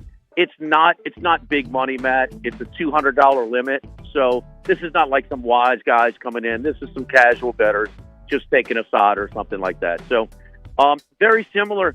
There was another college prop over the summer, late June, when Mike Gundy had the T-shirt on while he was fishing and was getting some pushback and stuff like that. And it stated, will Mike Gundy be the Oklahoma State coach on 4th of July, 2020? And that was minus $1.80 as well. The $1.80, I interpret, when it opened, was pretty good news. I mean, you got to lay $1.80 to win $1 that they're going to play, that they're going to try. And so that was my interpretation. All right. We got literally 60 seconds before the show's over. So give us something to bet on tonight. Our favorite place to go watch a game. Cole Budweiser, Harry Carey. Oh, hey, baby. I said the show's over in 60 seconds. I didn't say you could take all 60 seconds. Just give me the bet. Cubbies. Raise the flag, the W flag, on the run line. Take the best Cubs. record in the majors. Hot chicks everywhere. And listen to Jimmy Ott. Game Time with Jimmy Ott's following us in Baton Rouge. We'll see you, Otter. Have a good one. We appreciate our friends at the Aesthetic Medicine and Anti-Aging Clinics of Louisiana. Blue Bonnet, Baton Rouge, Ambassador Caffrey, and Lafayette, and online at theantiagingclinics.com. Brain, what did you learn? Like the rest of us, Mike D is not too proud to hit up a free bottle. Paul, what did you learn? Nichols will not add any more games to the schedule. That's true. Hey, Matt, what'd you learn? I still believe F. King Alexander. Have a good night, y'all. See you tomorrow at 3. AFR. As we get on down the road, let me remind you about the Williamson Eye Center. Dr. Blake Williamson, man, they do awesome work over at the Williamson Eye Center. I know personally because 2 years ago, I went in there, I sat in that chair, and Dr. Blake Williamson put a laser beam on my eyeball, and when I sat back up, I was seeing 2015. Still, 2 years later, seeing better than 2020. If you're someone who had LASIK years ago, maybe you're someone who had RK. My dad had RK in the early 90s, so he didn't qualify for LASIK, but there was a lens implant, some procedure that they could do that he had done that actually insurance partially covered as well. There's so many options if you want to see without contacts or glasses. It's a way to do it. And the Williamson Eye Center can make it happen, but you have to go for that consultation. 924-2020. 924-2020. 924-2020 or online at williamsoneye.com for the Williamson Eye Center. At Corvell Toyota in Opelousas, you can get into a new Highlander for $4,000 off MSRP. Yes, $4,000 off MSRP, and we have many in stock. So come on down to Happy Town. That's Corvell Toyota in Opelousas. Happy Town, USA. Crime has serious consequences, but anyone can make a mistake. If you find yourself in trouble with the law, know that you have rights, and it's okay to demand them. The law offices of O.C. Brown are here to protect you and your rights. Felony or misdemeanor, DUI or drug charge. No matter what crime you're accused of, you still have rights. Let the law offices of O.C. Brown uphold them. Call 225-343-1111. Your law firm for a lifetime.